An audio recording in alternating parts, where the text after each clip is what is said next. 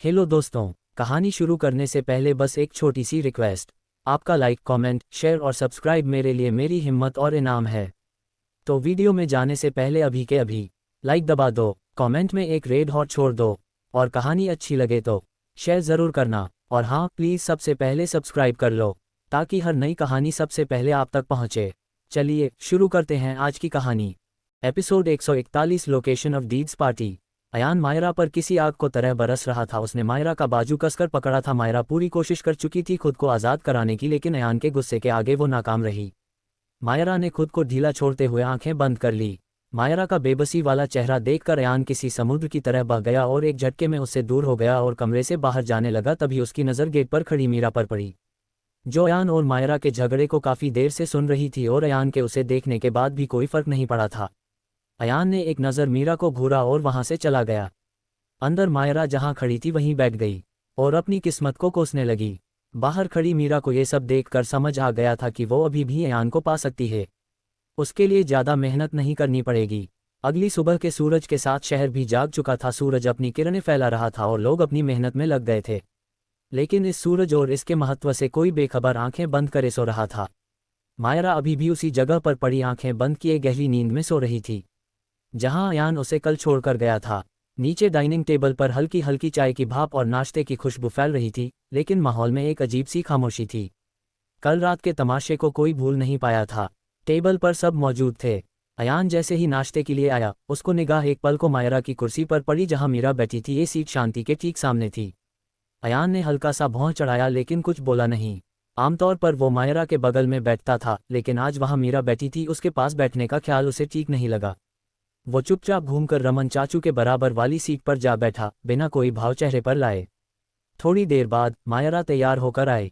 उसकी नज़र जैसे ही अपनी सीट पर पड़ी जहां मीरा एक हल्की सी मुस्कान के साथ बैठी थी, उसके चेहरे पर झुंझलाहट आ गई। उसने एक गहरी सांस ली, कुछ बोलने के लिए होंठ खुले, लेकिन उसने खुद को रोक लिया। मायरा बिना कुछ कहे पलटी और बाहर की तरफ बढ़ने लगी। रमन चाचू ने 2-3 बार आवाज़ लगाए, अरे मायरा, नाश्ता तो कर लो बेटा। लेकिन मायरा ने पीछे मुड़कर बस इतना कहा, मुझे लेट हो रहा है चाचू। उसके कदम तेज थे और आंखों में हल्का सा गुस्सा और चोट साफ झलक रही थी। अयान ने एक पल उसके पीछे देखा, फिर अपनी प्लेट को किनारे रखा। उसने नाश्ते को छुआ भी नहीं और बिना कुछ कहे उठकर उसके पीछे चल पड़ा। अयान को बिना नाश्ता करता जाता देखा तो मीरा ने भी स्पून साइड में रख दिया और टिश्यू से हाथ साफ करके उठ गई और ऑफिस के लिए निकल गई। माहौल का ये तनाव सभी समझ पा रहे थे। मोम, जितना जल्दी हो सके मायरा और अयान को यहाँ से निकाल दीजिए, वरना ये ड्रामे रोज रोज होंगे, रोहित ने धीरे से कहा, जिस पर शांति ने हाँ में गर्दन हिलाई। बाहर मायरा ने अपनी कार का दरवाज़ा खोला, चाबी घुमाई, लेकिन इंजन ने कोई आवाज़ नहीं दी। इसे क्या हो गया, उसने बड़बड़ाते हुए फिर कोशिश की, पर कार जिद्दी बच्चे की तरह चुप रही। थोड़ा खींचते हुए मायरा बाहर उतरी और बोनट की तरफ देखा, लेकिन कुछ अजीब नज़र नहीं आया। तभी उसकी नज़र पीछे के टायर पर पड़ी। वो पूरी तरह पिचका हुआ था। उसके माथे पर सिलवटें और गहरी हो गईं। ये कैसे पंचर हो गया, कल तो बिल्कुल ठीक था। उसके ठीक पीछे कुछ दूरी पर अयान अपनी कार के सहारे खड़ा था, होठों पर हल्की सी मुस्कान और नज़रों में साफ सा इरादा। असल में ये उसी की प्लानिंग थी ताकि मायरा उसके साथ ऑफिस जाए। कल जो कुछ भी हुआ, उसने मायरा के मन में अयान के लिए गुस्सा और निराशा भर दी थी और अयान ये दूरी तोड़ना चाहता था। मायरा ने जैसे ही अयान को देखा, उसकी आंखों में शक की चमक आ गई। जरूर ये इसी ने किया होगा, मायरा बड़बड़ाई और सड़क की तरफ जाने लगी। वो कैब बुक करती तो टाइम लग जाता, इसलिए उसने ऑटो लेना सही समझा। मायरा सड़क किनारे खड़ी, बैग कंधे पर टांगे, चुपचाप ऑटो का इंतजार कर रही थी। उसके चेहरे पर कल की कड़वाहट अब भी साफ झलक रही थी। आंखें किसी भी दिशा में अयान को ढूंढने से बच रही थीं। अचानक एक काले रंग की चमचमाती कार उसके ठीक सामने आकर रुकी।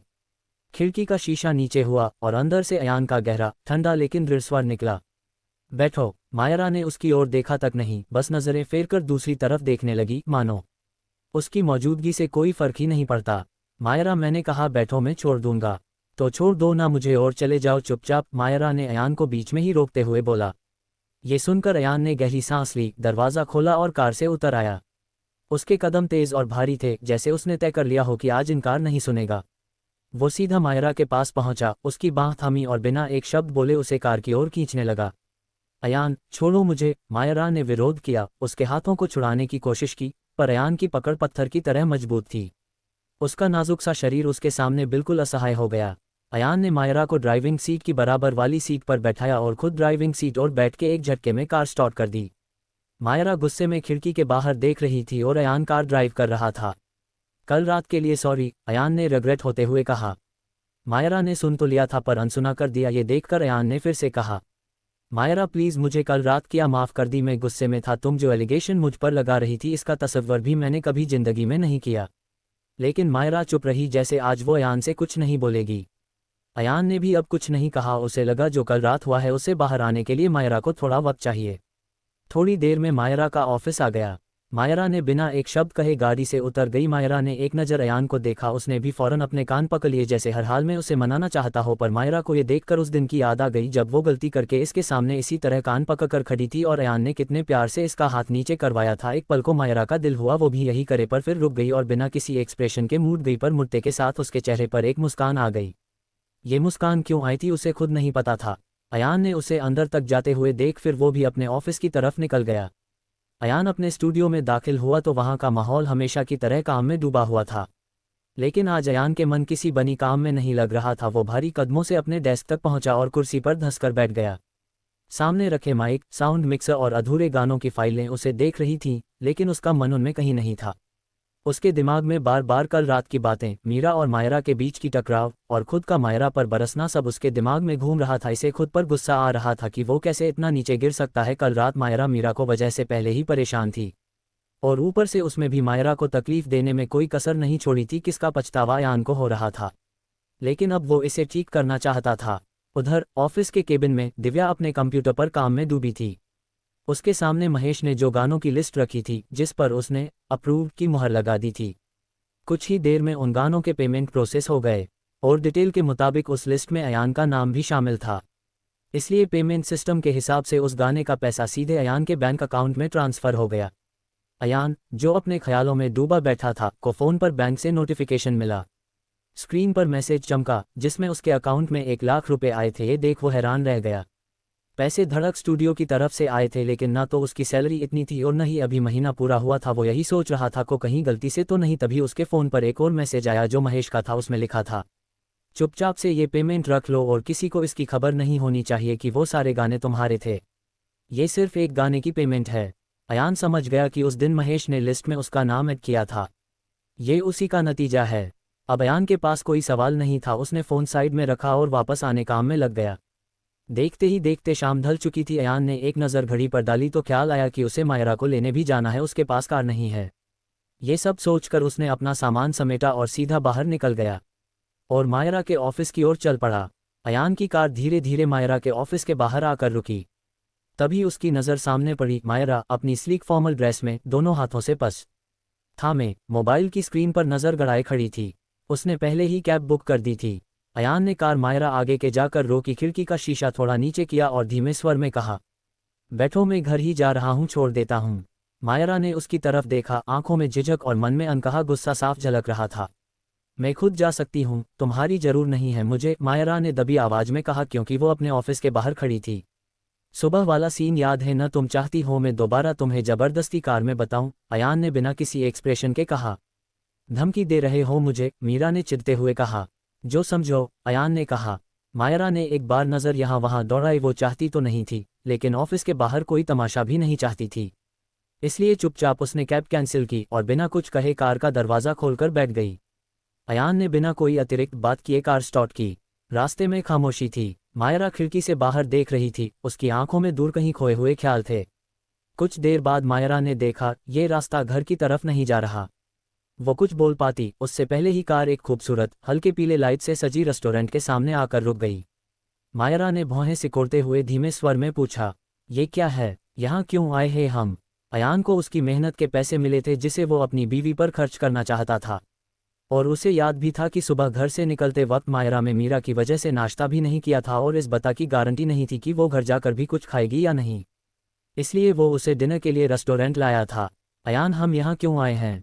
मायरा ने गुस्से में अपन सवाल दोहराया। डिनर के लिए, अयान ने नॉर्मल टोन में बोला। मुझे तुम्हारे साथ कोई डिनर नहीं करना है, मायरा ने जिद्दी बनते हुए कहा। लेकिन मुझे करना है तुम्हारे साथ, अयान ने मुस्कुराते हुए कहा। घर चलो। अभी सुना तुमने? मायरा ने ऑर्डर देते हुए कहा। हम इतनी दूर आए हैं, खाना तो खा कर जाएंगे, अयान ने शरारत भरे अंदाज में कहा। ठीक है तुम खाओ, मैं जा रही हूँ, मायरा ने कहकर दरवाज़ा खोला ही था कि अयान ने उसका हाथ पकड़ते हुए कहा, प्लीज़ चलो, कुछ देर की बात है, बस खाना खा कर आ जाएंगे, वैसे भी मुझे भूख लगी है, अयान ने रिक्वेस्ट करते हुए कहा। इसकी चेहरे की मासूमियत देखकर अब मायरा मना नहीं कर पाए और अपना हाथ छुड़ाते हुए कार से उतरा और भराई कदमों से अंदर दाखिल हो गई। अयान ने कार पार्क की और अंदर की तरफ बढ़ ही रहा था कि उसकी नज़र समर पर पड़ी जो रेस्टोरेंट के अंदर जा रहा था, लेकिन वो अकेला नहीं था, उसके साथ एक आदमी और था जिसे अयान नहीं जानता था। उसने ब्लैक कॉलर की हुड पहनी थी जो स्लीवलेस थे, उसके बाजू पर एक बड़ा सा डीडी का टैटू बना था लोगों की कलाई पर। तो अयान ने टैटू देखा था, लेकिन ये पहल शख्स था जिसके बाजू पर टैटू था और ये काफ़ी बड़ा था।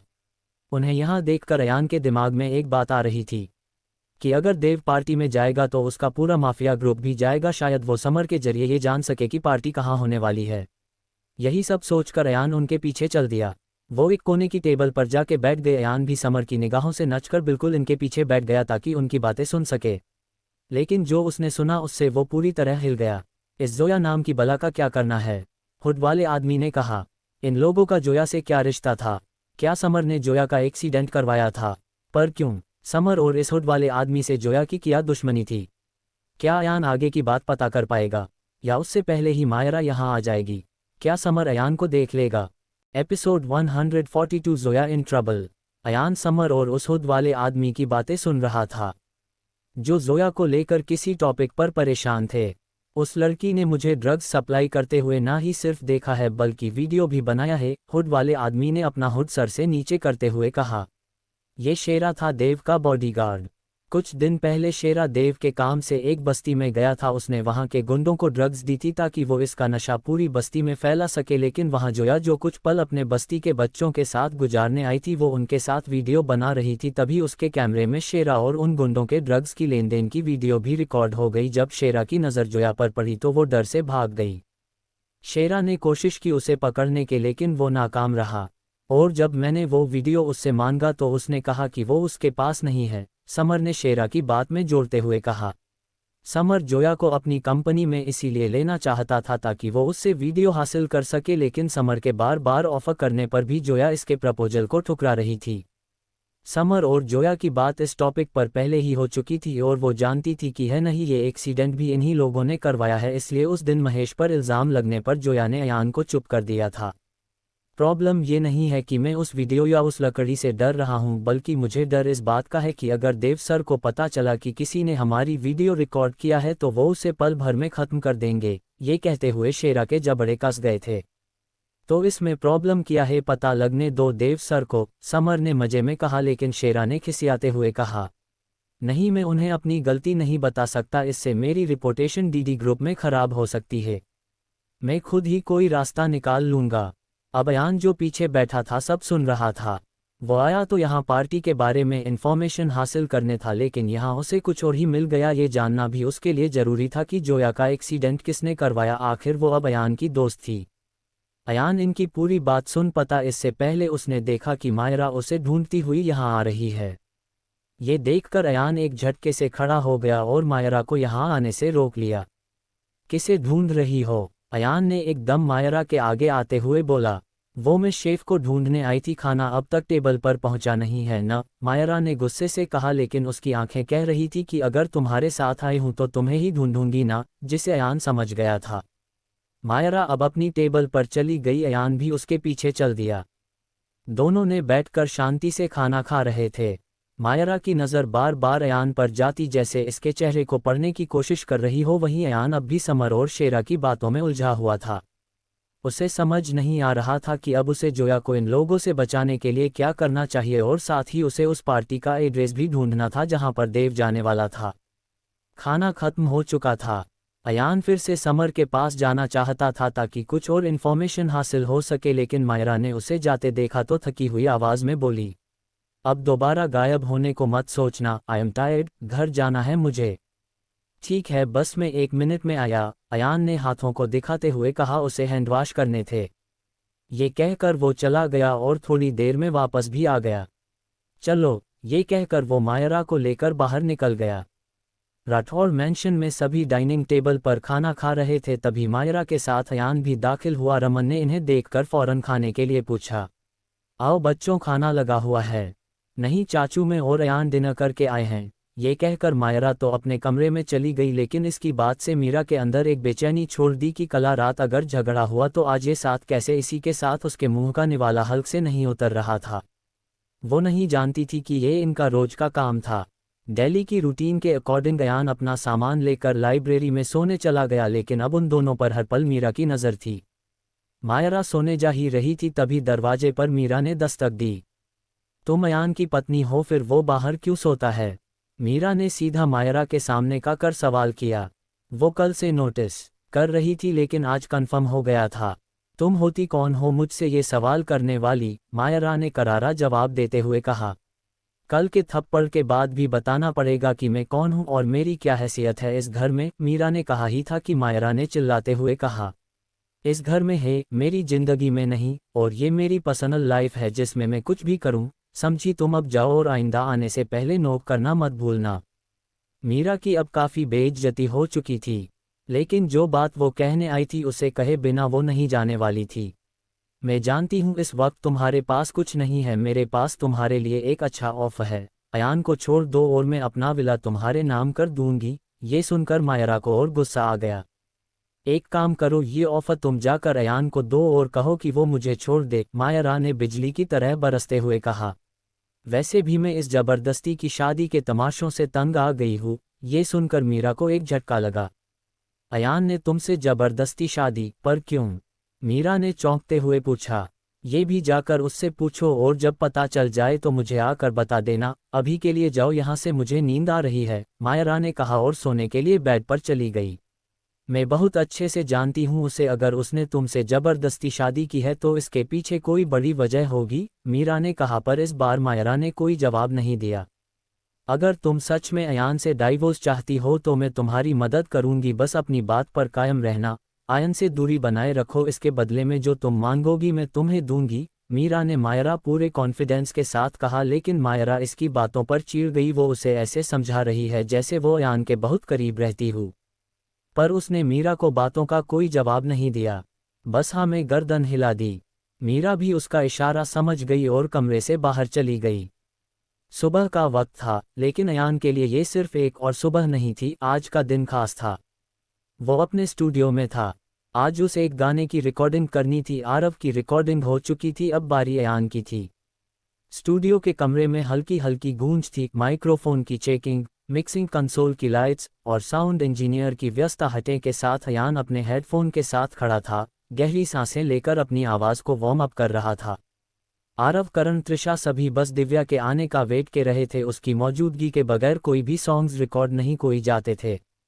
दिव्या अपने केबिन में बैठी थी, तभी दरवाजे पर हल्की सी दस्तक हुई और समर अंदर दाखिल हुआ। उसने अपना सिग्नेचर ब्लैक जैकेट पहना हुआ था, हाथ में कुछ डॉक्यूमेंट्स थे और चेहरे पर हमेशा की तरह हल्की सी शरारती मुस्कान। गुड मॉर्निंग दिव्या, उसने सहजता से कहा। वो यहाँ अक्सर आता जाता था, लेकिन आज वो एक खास काम से आया था। दिव्या ने सर उठाकर देखा और मुस्कुराते हुए जवाब दिया, गुड मॉर्निंग समर, बैठो, मुझे तुमसे एक काम है, समर ने बैठते हुए कहा। हाँ बोलो, दिव्या की उंगली लगातार लैपटॉप पर चल रही थी। दिव्या, आज रात एक बहुत बड़ी पार्टी है और मुझे वहां माहौल बनाने यानी गाने के लिए एक सिंगर चाहिए, उसने सीधे मुद्दे पर आते हुए कहा। समर डीडी ग्रुप के लिए काम करता था और आज देव की स्पेशल पार्टी थी, इसलिए पार्टी में सिंगिंग के लिए सिंगर को लाने की जिम्मेदारी समर को मिली थी, क्योंकि वो एक म्यूजिक प्रोड्यूसर था। दिव्या ने लैपटॉप से नज़र उठाते हुए ऊपर देखा, फिर हल्की भौहें चढ़ाईं। तुम्हारी अपनी कंपनी में कोई नहीं है जो ये काम कर सके? समर ने कंधे उचकाकर हंसते हुए कहा। देखो, पार्टी में बड़े लोग आने वाले हैं, मुझे कोई ऐसा चाहिए जो पब्लिक को पकड़ सके, भीड़ को संभाल ले, और ये काम आरव से बेहतर कोई नहीं कर सकता। दिव्या ने कुछ पल सोचा, मानो अपने दिमाग में हिसाब लगा रही हो, फिर धीमे से बोली, ठीक है, तुम आरव को ले जा सकते हो, लेकिन एक बात ध्यान रखना, उसके लिए तुम्हें आरव को डायरेक्ट पेमेंट करनी होगी। कंपनी का कोई रोल नहीं है उसमें। दिव्या अपनी कंपनी के लोगों को इवेंट्स में सिंगिंग के लिए नहीं भेजती थी, ये कॉन्ट्रैक्ट में नहीं था। लेकिन अगर सिंगर खुद जाना चाहता हो तो वो जा सकता है। और दिव्या को पता था आरव समर को कभी ना नहीं कहेगा, इसलिए उसने हाँ कह दी थी। समर की मुस्कान और गहरी हो गई। उसने सिर झुकाकर कहा। नो प्रॉब्लम, पेमेंट मैं खुद करूंगा। दिव्या और समर बातचीत में जुटे थे, तभी दरवाजे पर धीमी सी दस्तक हुई, टक टक। कम इन, दिव्या ने बिना देखे कहा। दरवाज़ा धीरे से खुला और जोया ने अंदर कदम रखा। वो चहकती हुई दिव्या को बुलाने आई थी, लेकिन जैसे ही उसकी नज़र समर पर पड़ी, उसके चेहरे का रंग उड़ गया। दिल की धड़कन अचानक तेज हो गई। वो पल भर के लिए ठिठक गई। उसके सामने वही खड़ा था जिसने उसकी जिंदगी को कुछ दिनों से नर्क बना दिया था। जोया जानती थी कि समर ने ही उसका एक्सीडेंट करवाया है। इसे देखकर उसकी उंगलियां अनजाने में कस गईं, सांस भारी हो गई, पर चेहरा उसने संभाल लिया। क्योंकि सामने दिव्या थी और ये वक्त सच्चाई उगलने का नहीं था। जोया ने गहरी सांस लेकर अपनी आवाज़ को सामान्य रखने की कोशिश करते हुए कहा, मैडम, रिकॉर्डिंग के लिए सब आपका वेट कर रहे हैं। दिव्या ने सिर हिलाकर हामी भरी, जबकि समर के होंठों पर एक हल्की, रहस्यमयी मुस्कान खेल गई। अच्छा, तुम्हारी तबीयत कैसी है अब? अगर ऑफिस आने में प्रॉब्लम हो तो तुम छुट्टी ले सकती हो, दिव्या ने उठते हुए पूछा। No ma'am, I am fine, Zoya ने मना करते हुए कहा। गुड, दिव्या कहकर जा ही रही थी कि अचानक उसे कुछ याद आया और वो मुड़ी। समर, तुम्हें जोया को अपनी टीम में लेना था, पूछ लो इससे ये जाना चाहती है या नहीं। दिव्या ने समर की तरफ देखते हुए कहा।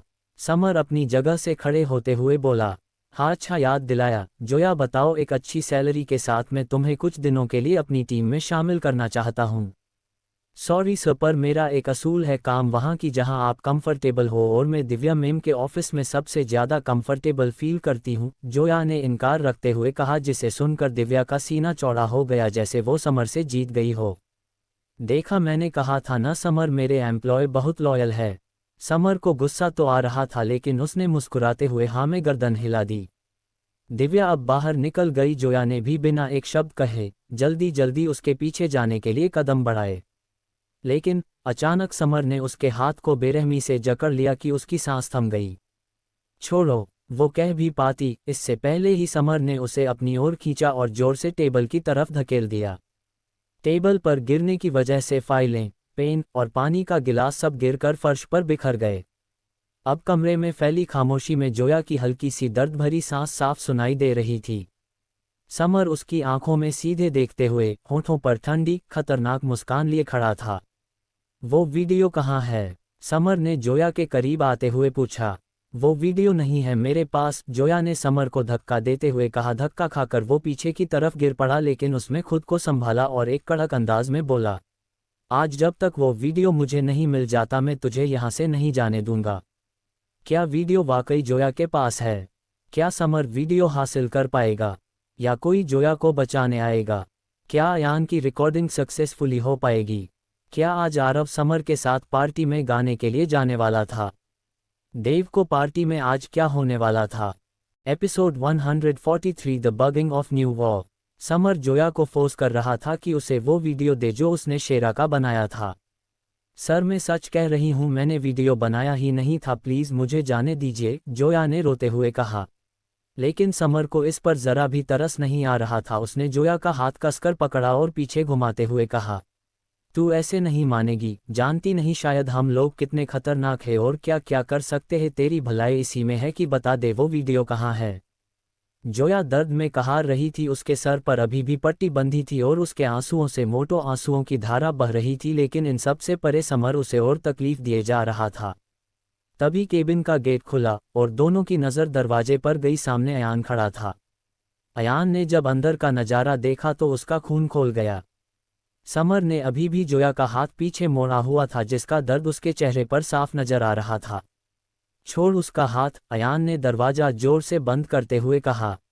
ज्यादा हीरो मत बन, चला जा यहाँ, समर ने इतने रूडली कहा जैसे अयान की वैल्यू उसकी निगाहों में जरा भी ना हो। और तू बता कहाँ है वो वीडियो? समर ने जोया का हाथ और कसते हुए कहा और उसकी चीख निकल गई।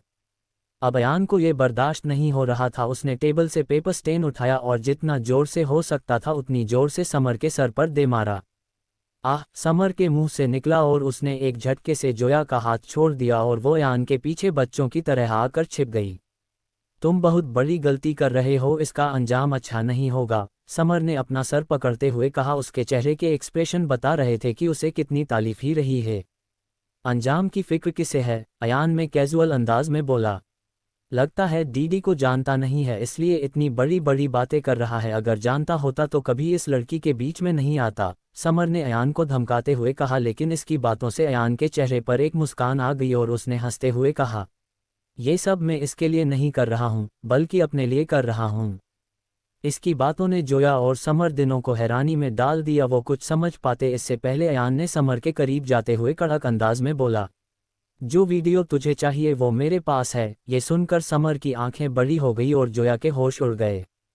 उसे समझ नहीं आ रहा था कि जो वीडियो बना ही नहीं है वो इसके पास कैसे है, ये झूठ क्यों बोल रहा है, सिर्फ मुझे बचाने के लिए या किसी और वजह से। जोया के दिल में सवालों का बवंडर उठ चुका था। जब जोया उन बस्ती के बच्चों के साथ वीडियो बना रही थी तब उसके कैमरे में पीछे हो रही डील भी रिकॉर्ड हो रही थी, लेकिन जोया वो नज़ारा देखकर डर गई थी और उसने उसे सेव ही नहीं करा था। और ये बात जोया समर को कब से समझा रही थी, लेकिन उसे इसकी बात पर यकीन ही नहीं हो रहा था और वो बार बार इससे वीडियो मांग रहा था जो सेव ही नहीं हुआ था। तेरे पास वो वीडियो कैसे आया? समर ने सवालिया नज़रों से पूछा। ये जानकर तू क्या करेगा? अयान ने एक लंबी सांस लेते हुए कहा। रेस्टोरेंट में जब अयान शेरा और समर की बातें सुन रहा था तभी उसे बीच में उठकर मायरा के पास जाना पड़ा था, लेकिन वो अपने फ़ोन की रिकॉर्डिंग ऑन करके टेबल पर ही छोड़ गया था और वहां से निकलते वक्त उसने मायरा से 1 मिनट मांगा था हैंड वॉश के लिए। वो उस दौरान अपना फ़ोन उठाने गया था, तब तक वो दोनों वहां से जा चुका थे। रिकॉर्डिंग से अयान को पता चला कि देव की पार्टी के लिए समर को एक सिंगर चाहिए और वो आरव को ले जाना चाहता है, लेकिन अयान देव की पार्टी में जाना चाहता था ताकि इशिता का काम हो सके। अयान ने देव तक पहुंचने का रास्ता बना लिया था। अयान ने समर को ऑफिस आते देख लिया था, उसे पता था कि ये सीधा दिव्या के केबिन जाएगा, इसलिए अयान एक बहाना बनाकर रिकॉर्डिंग शुरू होने से पहले ही यहां आ गया था ताकि समर से डील कर सके। लेकिन उसे यहां जोया के होने की उम्मीद नहीं थी, वो भी इस हालत में। वीडियो के बदले में मुझे एक चीज़ चाहिए, बता डील करेगा? अयान ने समर की आंखों में आंखें डालते हुए कहा। क्या चाहिए तुझे? समर ने फौरन पूछा। आरव की जगह मुझे सिंगिंग के लिए जाना है और तू लेकर जाएगा तभी मैं वीडियो दूंगा, अयान ने सीधे सीधे कहा। समर को समझ नहीं आ रहा था कि इसे आरव की जगह क्यों जाना है, लेकिन इसके पास दूसरा कोई और रास्ता नहीं था। शेरा समर का अच्छा दोस्त था और समर ही था जो वीडियो ला सकता है और शेरा को इस मुसीबत से निकाल सकता है, इसलिए उसने हाँ कर दी और कमरे से बाहर निकल गया। अब कमरे में सिर्फ जोया और अयान थे। अयान वहां रखी पानी को बोतल उठाए और खोलकर जोया की तरफ बढ़ते हुए कहा, तुम ठीक हो? पर जोया ने बोतल को धक्का देते हुए कहा, ये किया क्या आपने? आप वीडियो के बारे में जानते भी हो, ये लोग वो वीडियो मांग रहे हैं जो ना ही नहीं है, फिर आप कहाँ से देंगे? रिलैक्स जोया, मैं जानता हूँ, लेकिन अगर झूठ नहीं बोलता तो वो तुम्हारे पीछे ही लगा रहता, अयान ने कंसर्न दिखाते हुए बोला। तो ठीक तो है, कम से कम पीछे लगे थे पर मैं संभाल तो रही थी। पर अब आप क्या करेंगे? जोया की आवाज़ भारी हो चुकी थी। तुम यू की फिक्र मत करो, मैं इन लोगों से निपट लूंगा, अयान ने हल्की सी मुस्कान के साथ कहा और फिर से बोतल जोया की तरफ बढ़ा दी। आप समझ नहीं रहे हैं, ये लोग दीदी के आदमी है, बहुत खतरनाक है, अपनी बात मनवाने के लिए जान तक लेना जानते हैं। जोया की बात सुनकर अयान को हंसी आ गई। वो उसे ऐसे समझा रही थी जैसे अयान दीदी ग्रुप के बारे में कुछ जानता ही न हो।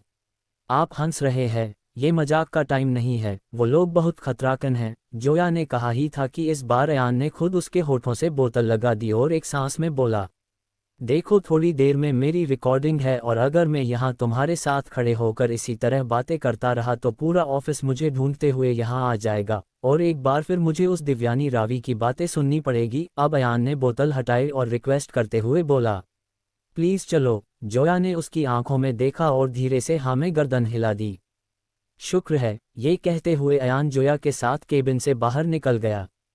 उधर रिकॉर्डिंग रूम की बड़ी सी कांच की खिड़की के पार सब अपनी अपनी जगह ले चुके थे। दिव्या समर के साथ चेयर पर बैठी थी, करण भी अपनी जगह पर सेटअप संभालने खड़ा हो गया था। कोने में माइक स्टैंड और हेडफोन के पास आरव भी खड़ा था, पर उसकी नज़र बार बार दरवाजे की तरफ जा रही थी। अभी अयान का इंतजार कर रहे थे। दिव्या की उंगलियां मेज पर तेजी से थप थप कर रही थीं। चेहरे पर झुंझलाहट साफ झलक रही थी। ये लड़का, इतनी बड़ी रिकॉर्डिंग है और टाइम का जरा भी ख्याल नहीं। उसकी आंखों में गुस्से की चिंगारी थी और बाकी टीम खामोश थी। तभी रिकॉर्डिंग रूम का दरवाज़ा खुला, अयान अंदर आया, जोया उसके पीछे थी। दिव्या की भौहें और सिकुड़ गईं और उसने सीधा अयान की तरफ देखते हुए लगभग गरजते हुए कहा, मिस्टर अयान, आपको टाइम का मतलब पता है भी या नहीं? ये कोई कॉलेज का फंक्शन नहीं है, ये प्रोफेशनल रिकॉर्डिंग है। एक पल को कमरे में सन्नाटा छा गया। जोया ने अयान की तरफ देखा, उसे डर था कि दिव्या के सामने वो कुछ गलत न कह दे। लेकिन अयान ने दिव्या की डांट पर एक शब्द भी नहीं कहा। चेहरे पर एक हल्की सी गंभीरता और आंखों में चुपचाप स्वीकारोक्ति थी। वो लेट था, ये गलती उसकी थी, चाहे वजह कितनी भी बड़ी क्यों न हो। सॉरी, अयान कहकर आगे बढ़ रहा था, तभी दिव्या ने याद दिलाते हुए कहा, याद है न ये गाना बाहर हमराज के नाम से जाएगा, अयान सिंह अरोड़ा के नाम से नहीं। अयान ने सुना और एक लंबी सांस लेते हुए हाँ में गर्दन हिला दी और चुपचाप अपनी जगह चला गया। आज उसके लिए कोई साधारण दिन नहीं था। ये उसकी जिंदगी का पहला मौका था जब वो असली स्टूडियो में खड़े होकर गाना रिकॉर्ड करने वाला था। उसका सपना, जो बरसों से उसके दिल में पल रहा था, अब हकीकत बनने के बेहद करीब था। लेकिन मन के किसी कोने में एक कसक भी थी। उसके सर पर किसी अपने का आशीर्वाद नहीं था, न ही कोई उसके लिए दुआएं करने वाला था। माइक के सामने खड़े होते हुए उसकी नज़र सामने रखी लिरिक्स के पेज पर पड़ी, जिसके अल्फाज पुराने थे लेकिन इसे किसी जमाने में गाने वाले विनोद शाह, मुंबई के सबसे मशहूर गायक थे, जिनकी आवाज़ एक दौर में हर दिल की धड़कन थी। यही वो गीत था जिसे अब अयान एक नए अंदाज में, नए वर्शन के रूप में आगे बढ़ाने वाला था। उसने धीरे से हाथ बढ़ाकर उस पन्ने को छुआ। पलकें हल्की सी नम हो गईं। फिर अयान ने उसे अपने होंठों से लगाया और चूमा। वो उन शब्दों को ऐसे चूम रहा था जैसे ये सिर्फ कुछ शब्द नहीं, बल्कि विनोद शाह का आशीर्वाद हो। ये नज़ारा कांच के उस पार खड़ी दिव्या भी देख रही थी। अयान के दिल में म्यूजिक को लेकर कितनी इज्जत थी, ये उसकी आंखें बता रही थी। जी ले जिंदगी, अयान ने कहा, फिर आंखें बंद कीं। माइक के सामने सीधा खड़ा हुआ करण ने इशारा किया और रिकॉर्डिंग शुरू हो गई। स्टूडियो में उसकी आवाज़ की पहली गूंज ऐसे फैल रही थी जैसे कोई पुरानी रूह फिर से सांस ले रही हो। माइक के सामने खड़ा अयान, आंखें आधी बंद, चेहरा हल्का सा ऊपर उठा हुआ, मानो हर सुर के साथ आसमान को छू रहा हो। गहरी सांस लेते ही उसकी पलकों में एक अलग चमक आ गई, जैसे इस एक लम्हे में पूरी दुनिया का दर्द और खुशी दोनों कैद हों। पहला सुर छेड़ते ही उसने गाने की सही की पकड़ ली। उसकी आवाज़ में एक गहराई थी जिसमें नरमी भी थी और ताकत भी। सुर का हर उतार चढ़ाव वो इतनी सहजता से निभा रहा था कि लगे जैसे उसकी सांसों में ही राग बसते हैं। जब ऊंचे सुर पर जाता तो हल्के से भौहें सिकुड़ती, होंठ कसकर खुलते और गर्दन थोड़ा पीछे झुक जाती, जैसे हर ऊंचाई पर वो अपने दिल के दरवाजे खोल दे रहा हो। नीचे उतरते वक्त उसकी आंखों में नमी सी उतर आती, आवाज़ में ऐसी मुलायम गर्माहट होती कि सुनने वाले के दिल तक सीधे उतर जाए। हर शब्द पर उसने पकड़ इस तरह बनाई थी कि जैसे वो गाने को गाकर नहीं, जीकर सुना रहा हो। ताल में थोड़ी सी भी गलती नहीं, बीट्स पर उसकी पकड़ इतनी मजबूत थी कि करण भी हैरान था। स्टूडियो में मौजूद हर शख्स के चेहरे पर हैरानी थी। लोग एक दूसरे को देख रहे थे, मानो पूछ रहे हों, ये सच में वही अयान है? कोई मानने को तैयार नहीं था कि इतने प्रोफेशनल अंदाज, इतने पक्के सुर और इतने दिल को छू लेने वाली आवाज़ वाला गायक सामने खड़ा एक नया चेहरा है। अयान का आखिरी सुर स्पीकर से गूंजता है और फिर एक पल की चुप्पी। अगले ही सेकंड पूरा स्टूडियो तालियों से गूंज उठता है। करण, जोया, त्रिशा, टेक्नीशियन, यहाँ तक कि आरव भी हल्की मुस्कान के साथ क्लैप करता है। सबके चेहरे पर अयान के लिए सराहना साफ झलक रही थी। हर कोई उसकी आवाज़ और गाने के अंदाज से प्रभावित था। लेकिन दिव्या अपनी कुर्सी पर बिल्कुल सीधी बैठी रही। भले ही उसके चेहरे पर अयान की सिंगिंग के लिए प्रशंसा थी, पर उसके अहंकार ने उसे ताली बजाने से रोक दिया। तभी उसके पास बैठे समर ने हल्की सी झुककर उसके कान में कहा, मुझे तुमसे कुछ बात करनी है। दिव्या ने उसकी तरफ सवालिया नज़रों से देखा। क्या? समर के चेहरे पर एक घबराहट थी, जिसे दिव्या समझ पा रही था। समर ने चारों तरफ नज़र दौड़ाई, फिर धीमे स्वर में बोला, यहाँ नहीं, साइड में चलो। ठीक है, ये कहकर वो अपनी कुर्सी से उठी और समर के साथ स्टूडियो से बाहर चली गई। बोलो, क्या बात है? दिव्या ने पूछा ही था कि उसकी नज़र समर के सर और गई, जहां एक मिला निशान और चुका था। और तुम्हारे सर पर यह चोट कैसे लगी? दिव्या ने समर की तरफ देखते हुए कहा। अंदर उसे चोट नज़र नहीं आई थी, लेकिन समर के चेहरा बता रहा था कि वो उलझा हुआ लग रहा है कि कहाँ से शुरू करे। समर को दिव्या से क्या बात करनी थी? क्या ये अयान से जुड़ी होगी? क्या समर बताएगा को ये चोट अयान की दी हुई है? अगर ऐसा हुआ तो दिव्या अयान के साथ क्या करेगी? क्या आज फिर कोई नया तमाशा होने वाला था, या पूरी एक जंग अयान का इंतजार कहीं और कर रही थी? क्या समर अयान से किए वादे पर टीका रहेगा? लेकिन तब क्या होगा जब अयान उसे कोई रिकॉर्डिंग नहीं देगा? एपिसोड 144 महफिल में दुश्मन। अयान की रिकॉर्डिंग खत्म हो चुकी थी और समर दिव्या से बात करने के लिए उसे स्टूडियो से बाहर ले गया था। तभी उसने समर के सर पर लगी चोट देख ली। ये चोट कैसे लगी? दिव्या ने परेशान होते हुए पूछा। ये छोड़ो, मुझे ये कहना न कि मैं आरव की जगह पार्टी में सिंगिंग के लिए अयान को ले जाना चाहता हूँ। समर ने अपना बात साफ साफ शब्दों में रख दी थी, लेकिन दिव्या को अब भी समझ नहीं आ रहा था कि ये अयान को क्यों ले जाना चाहता है। वो समर को घूर के देख रही थी। क्या हुआ, कुछ तो बोलो, समर ने उसे हिलाते हुए कहा। लास्ट टाइम ये चेंजेस क्यों? दिव्या ने सीधा उसकी आंखों में देखते हुए सवाल किया। अब इसके जवाब में समर को कुछ समझ नहीं आ रहा था कि वो दिव्या को असली बात तो नहीं बता सकता था। इसलिए उसने थोड़ा सोचकर बोला, तुमने देखा नहीं अभी अयान ने क्या धमाकेदार परफॉर्मेंस किया? दिव्या की आंखें फिर उसी दृश्य में डूब गई जब अयान गा रहा था। वाकई काबिल तारीफ था, दिव्या के दिल ने कहा, लेकिन जुबान ने नहीं। अब क्या सोच रही हो? समर ने चुटकी बजाते हुए कहा। सोच लो, एक बार अच्छा गा लिया इसका मतलब ये नहीं कि वो तुम्हारी आलीशान पार्टी में गाने के लायक है, दिव्या ने आंखें घुमाते हुए कहा। अरे मैं एक म्यूजिक प्रोड्यूसर हूँ, इंसान को देखकर परख सकता हूँ, और अब तो मैंने उसे सुन लिया है, वो बिल्कुल परफेक्ट है, समर ने कॉन्फिडेंस के साथ कहा। ठीक है, पर क्या तुमने उससे पूछा? दिव्या ने कहा। समर कुछ कहता इससे पहले से पीछे से एक आवाज़ गूंजी। दोनों पलटे तो देखा सामने अयान खड़ा था, कंधे पर गिटार लिए, उसके बाल उसके माथे पर हल्के से बिखरे हुए था और उसके होठों पर मुस्कान थी और आंखों में एक चमक। दिव्या उसे देखकर हैरान थी, वो यही सोच रही थी कि ये हैंडसम भी दिखता है। I am always ready to singing, ये कहते हुए अयान दिव्या के सामने आकर खड़ा हो गया, जो अभी भी उसे देखे जा रही थी। अयान ने नोटिस किया कि दिव्या उसे घूरे जा रही है, तभी उसने अपना गला साफ करते हुए कहा, समर सर चले। दिव्या हिल गई, उसे अजीब सा फील हुआ और वो बिना कुछ कहे वहां से चली गई। उसकी हिल की खटखट करके अयान का ध्यान अपनी तरफ खींच रही थी। तभी समर ने कहा, हाँ चलो, लेकिन याद रहे परफॉर्मेंस के बाद तुम मुझे वो वीडियो दोगे। दिव्या के जाने के बाद आयन के एक्सप्रेशन पूरी तरह बदल चुके थे। उसने समर के करीब आते हुए कहा, तू एक बार लेकर चल, वीडियो के साथ तुझे एक सरप्राइज भी दूंगा। समर इसकी बात समझ नहीं पाया, लेकिन समझने के लिए अभी वक्त नहीं था। पार्टी के लिए देर हो रही थी। दोनों कार की तरफ बढ़े। समर ड्राइविंग सीट पर बैठा और अयान उसके बराबर में सीट बेल्ट लगाते हुए। उसके दिल में कई सारे सवाल थे, आखिर पार्टी थी कहाँ? समर ने कार स्टार्ट कर दी थी। अयान ने अपन फ़ोन निकाला और इशिता को मैसेज कर दिया को वो तैयार रहे, मैं थोड़ी देर में तुम्हें पार्टी का एड्रेस सेंड करूंगा। अयान ने एक लंबी सांस ली और सर को पीछे टिकाकर आंखें बंद कर ली, जैसे थोड़ी देर में उसे बहुत बड़ी जंग लड़नी थी। अयान की कार अपनी मंजिल की तरफ जा रही थी, वहीं दूसरी तरफ मायरा अपनी मंजिल से भटक चुकी थी। वो रजत के केबिन में इसके सामने बैठी थी। एक हफ्ते की कड़ी मेहनत के बाद भी उसके हाथ देव के खिलाफ कोई सबूत नहीं लगा था, जिससे वो परेशान होकर बैठी थी। इन सब डॉक्यूमेंट में वो बात नहीं है जिससे हम देव सिंह अरोड़ा को दबोच सके, रजत ने सबूतों का मुआयना करते हुए कहा, जो मायरा ने इकट्ठा किए थे। फिर मैं क्या करूं सर? मायरा ने कंसर्न दिखाते हुए पूछा। तभी रजत का फ़ोन पर मैसेज रिंगटोन आई। उन्होंने देखा, फिर थोड़ा सोचकर बोले, एक प्लेन है मेरे पास, लेकिन उसमें थोड़ा रिस्क है, रजत ने अपनी उंगलियों को बांधते हुए कहा। कैसा प्लेन? जैसा भी हो मैं करने के लिए तैयार हूँ, मायरा ने फुल कॉन्फिडेंस के साथ झट से कहा। रजत उसे प्लेन समझाने लगे और उधर कार में अयान को एक झटका लगा। हम पहुंच गए, समर ने कहा। अयान, जिसकी आंखें बंद थी, खुल गई।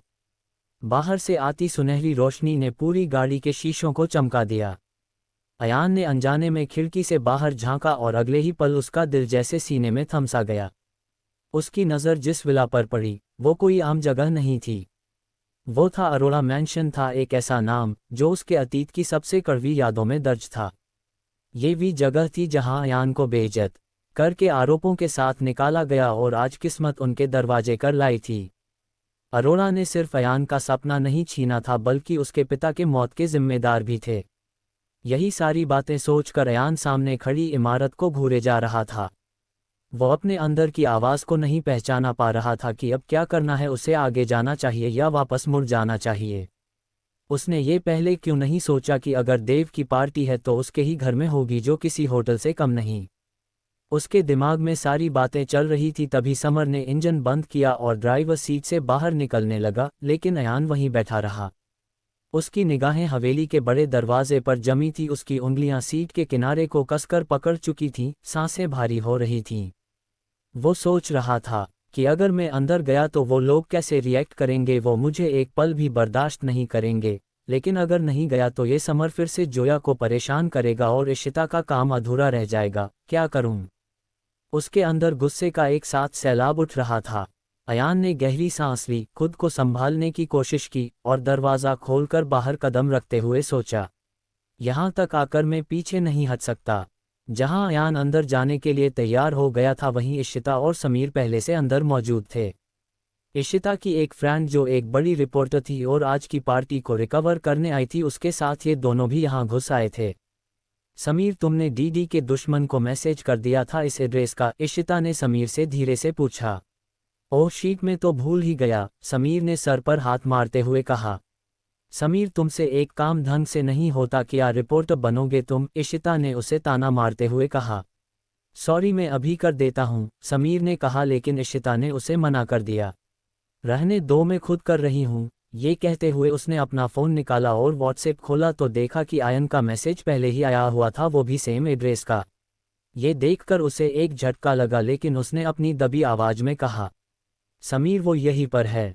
क्या वो यहाँ है? कहाँ है? समीर ने यहाँ वहाँ देखते हुए कहा। पता नहीं, पर अभी कैमरा सीधा करो, किसी को शक नहीं होना चाहिए कि हम यहाँ किस इरादे से आए हैं, इशिता ने ऑर्डर देते हुए कहा। इधर समर अयान को बैक स्टेज के एक कमरे में लेकर आया। कोने में एक बड़ा सा आईना था, जिसके सामने हाई स्टूल रखा था और उसके चारों तरफ म्यूजिक इंस्ट्रूमेंट्स रखे हुए थे। यहाँ तैयार हो जा, वक्त ज्यादा नहीं है, समर ने धीमी लेकिन सख्त आवाज में कहा। उसकी आंखों में हल्की सी टेंशन थी। कमरे में आते ही अयान ने अपनी जैकेट उतारी और गहरी सांस ली। आईने में खुद को देखकर वो उस लम्हे से डर रहा था जब उसे अपने परिवार वालों का सामना करना पड़ेगा। वो लोग उसे यहाँ गाने तक रुकने भी देंगे या नहीं, ये भी वो नहीं जानता था। इसी बीच समर ने अपने फ़ोन से 2-3 लड़कों को इशारा किया और ऑर्डर दिया, स्टेज के सारे माइक, लाइट्स और साउंड सिस्टम चेक कर लो, एक एक चीज़ ठीक होनी चाहिए, लास्ट मोमेंट में कोई गड़बड़ नहीं चाहिए, समझे? लड़कों ने फौरन जी सर कहते हुए स्टेज की तरफ दौड़ लगा दी।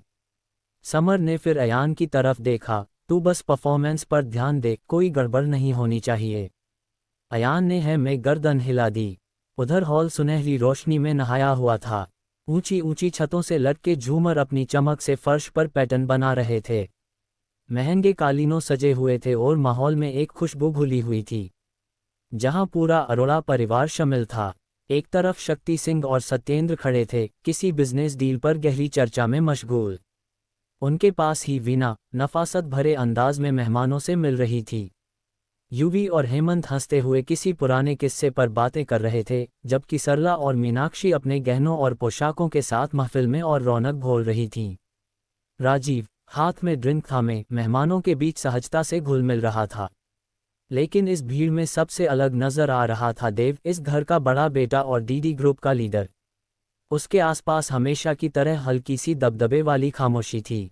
वो एक कोने में खड़ा था, पर उसकी निगाहें पूरे हॉल का जायजा ले रही थीं, जैसे हर चीज पर उसका नियंत्रण हो। मेहमानों की बातचीत, हंसी ठिठोली और ग्लैमर के बीच उसकी मौजूदगी एक अलग ही सख्ती और रहस्य का एहसास दिला रही थी। तभी अचानक स्टेज पर तेज स्पॉटलाइट गिरी। उस सफ़ेद रोशनी में जो चेहरा उभरा, उसने वक्त को जैसे रोक दिया। वो अयान था। अयान सीधा खड़ा था, लेकिन उसकी निगाहें ज़मीन पर टिकी हुई थीं। उसकी उंगलियां हल्के हल्के गिटार के तार छू रही थीं, और वो गाना शुरू कर चुका था, बिना एक बार भी ऊपर देखे। जैसे इस हॉल में मौजूद किसी भी चेहरे से उसका कोई वास्ता न हो, या शायद वो किसी की सूरत देखना ही नहीं चाहता हो। लेकिन जैसे ही इसकी आवाज़ हॉल में गूंजी, सबकी नज़र साथी पर दौड़ गई। अयान को देखकर शक्ति सिंह की भौहें सिकुड़ गईं। सत्येंद्र ने बात करते करते शब्द बीच में ही रोक दिए। वीना के चेहरे पर हैरानी जम गई। युवी और हेमंत एक दूसरे को देखने लगे। सरला, मीनाक्षी, राजीव, सबकी आंखों में एक ही सवाल था जो उनके चेहरे पर साफ लिखा था। ये यहाँ कैसे? देव, जो अब तक महफिल पर नजर रखे हुए था, बस ठंडी और पैनी निगाहों से अयान को देख रहा था। वहाँ इशिता और समीर ने भी अयान को देख लिया था और वो दोनों पूरी तरह से शॉक थे। ये सिंह है? इशिता ने हैरानी से समीर से पूछा। गाने से तो लग रहा है कि सिंह है, समीर ने अपना चश्मा ठीक करते हुए कहा। ये सिंह हमारी क्या मदद करेगा? समीर ने डिसपॉइंट होते हुए कहा। करेगा, जरूर करेगा, इशिता ने फुल कॉन्फिडेंस के साथ कहा और अयान का गाना एंजॉय करने लगी। गाना चलता रहा, लेकिन परिवार में से कोई कुछ कहने की हिम्मत नहीं कर रहा था। लेकिन देव किसी से डरने की उसके पास कोई वजह नहीं थी। अपने हाथ में पकड़ा ड्रिंक का ग्लास जमीन पर फेंका। कांच की आवाज़ अयान की आवाज़ के नीचे दब गई।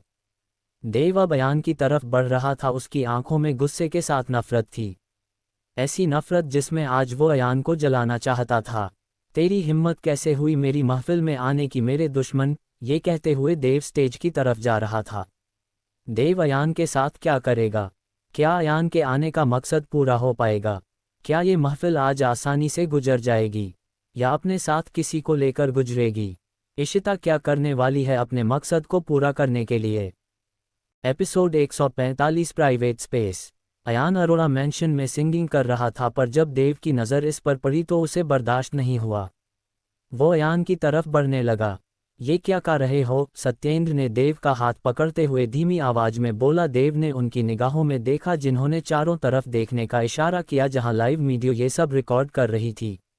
मुझे फर्क नहीं पड़ता, देव ने अपना हाथ झटकते हुए कहा। तभी सत्येंद्र में वहां खड़े शेरा को इशारा करके बुलाया। ये यहाँ से जिंदा नहीं जाना चाहिए, सत्येंद्र ने शेरा से कहा और देव की तरफ प्यार से देखते हुए बोले। तुम्हें अपने हाथ गंदे करने की कोई जरूरत नहीं है, ये सब संभाला लेगा। देव सर, बड़े सर सही कह रहे हैं, शेरा ने हामी भरते हुए कहा। देव का गुस्सा जो शांत नहीं हो रहा था अपने पिता के आगे बेबस हो गया और रुक गया। देव बार सेक्शन में जाकर खड़ा हो गया और ड्रिंक करने लगा। इसे यहाँ कौन लाया? सत्येंद्र ने शेरा से दबी आवाज में पूछा। मैं पता करके बताता हूँ, पर सर ये है कौन? शेरा ने हाथ बांधते हुए गर्दन नीचे करके पूछा।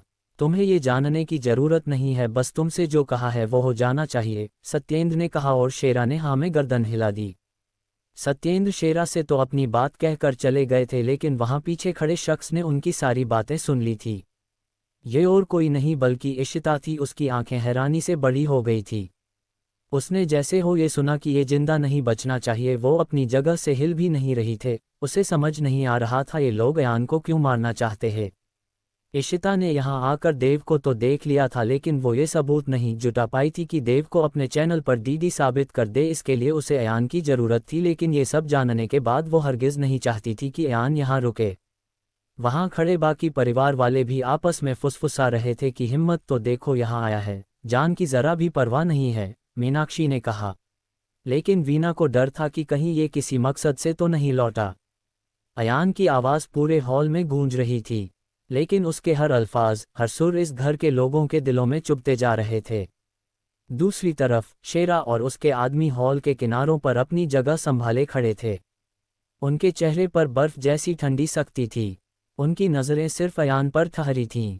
उनके दिमाग में सिर्फ एक प्लान था, जैसे ही गाना खत्म होगा इसे ठिकाने लगा देंगे, क्योंकि यह अरोड़ा मैंशन था। चारों तरफ मेहमान, रईस लोग और सबसे ज़रूरी प्रेस मौजूद थी। इसलिए शेरा सीधे वार नहीं कर सकता था।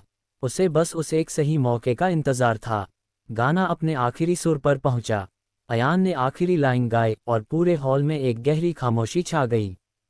तालियों के शोर के साथ अचानक पूरे हॉल की लाइट बंद हो गई। हॉल अंधेरे में डूब गया।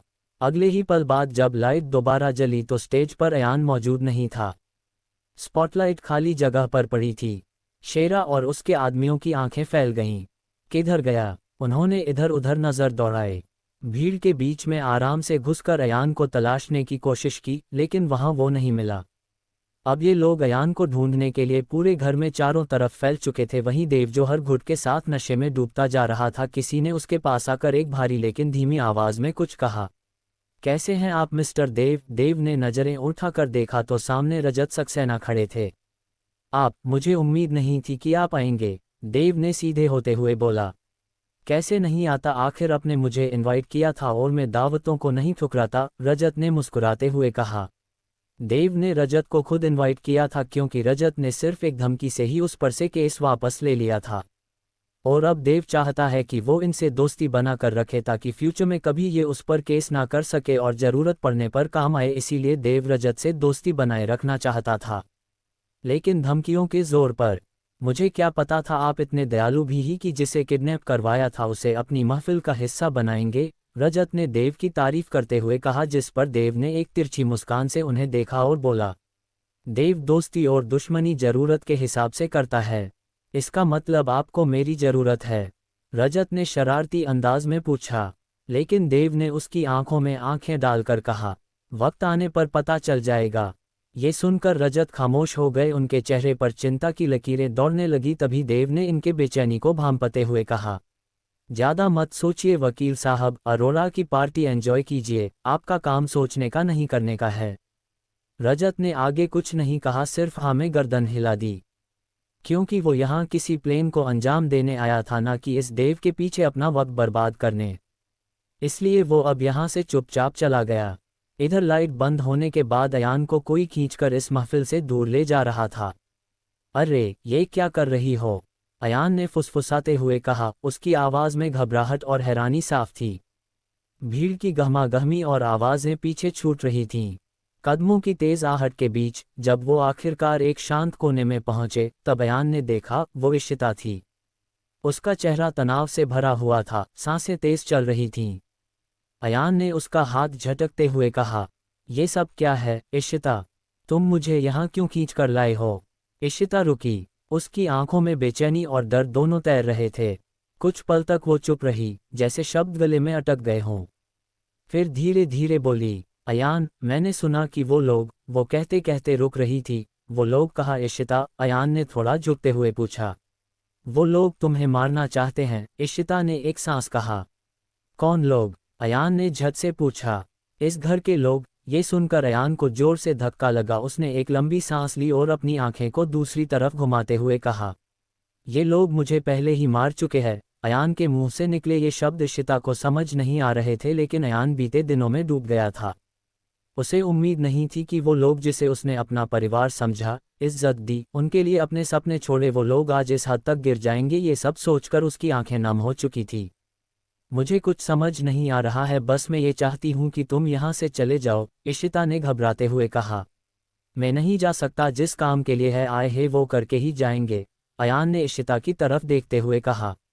कैसे? जिंदा बचोगे तो करोगे ना काम, इशिता ने कहा। उसकी आवाज़ में अयान के लिए फिक्र झलक रही थी और होनी भी चाहिए थी, आखिर वो उसके लिए यहाँ आया था। देखो, हम मंजिल के इतना करीब पहुंचकर पीछे नहीं हट सकते और तुम्हें देव के खिलाफ कुछ ऐसा चाहिए था जिससे साबित हो सके कि वो असली दीदी है। उद्धरण चिन्ह। बात को समझो, अभी इन सब बातों का टाइम नहीं है, जिंदगी रही तो फिर से कोशिश कर लेंगे, लेकिन अभी तुम जाओ यहाँ से, इशिता ने अयान को समझाते हुए कहा, लेकिन वो उल्टा इसे ही समझाने लगा। बस 5 मिनट का काम है, देव की शर्ट उतरवा कर जैसे तैसे हमें उसके सीने पर बने टैटू की फ़ोटो लेनी है ताकि ये बात तुम्हारे चैनल के थ्रू बाहर जा सके कि असली दीदी की आइडेंटिटी क्या है, और ये बहुत स्ट्रॉन्ग प्रूफ है कि वही असली दीदी है, क्योंकि बाकियों के हाथ पर जो टैटू है उसका साइज छोटा है, लेकिन देव के सीने पर टैटू इस बात को साबित कर देगा कि वही है मुंबई के माफिया डीडी ग्रुप का लीडर। अयान ये सब बहुत जोश में कह रहा था, लेकिन फिर भी इशिता के लिए अपने चैनल से बढ़कर उसकी जान की कीमत थी। वो दोनों आपस में बहस कर रहे थे और कोई पीछे से इनकी सारी बातें सुन रहा था।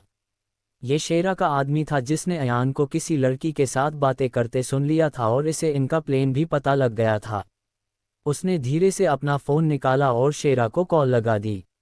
भाई वो यहीं पर है, क्या तू उसको रोके रख, भागने मत दियो, हम आ रहे हैं, उधर से शेरा ने कहा और कॉल कट कर दी। अब वो आदमी अयान की तरफ बढ़ रहा था। इशिता तेजी से अयान को समझा रही थी, उसकी आवाज़ घबराहट से कांप रही थी।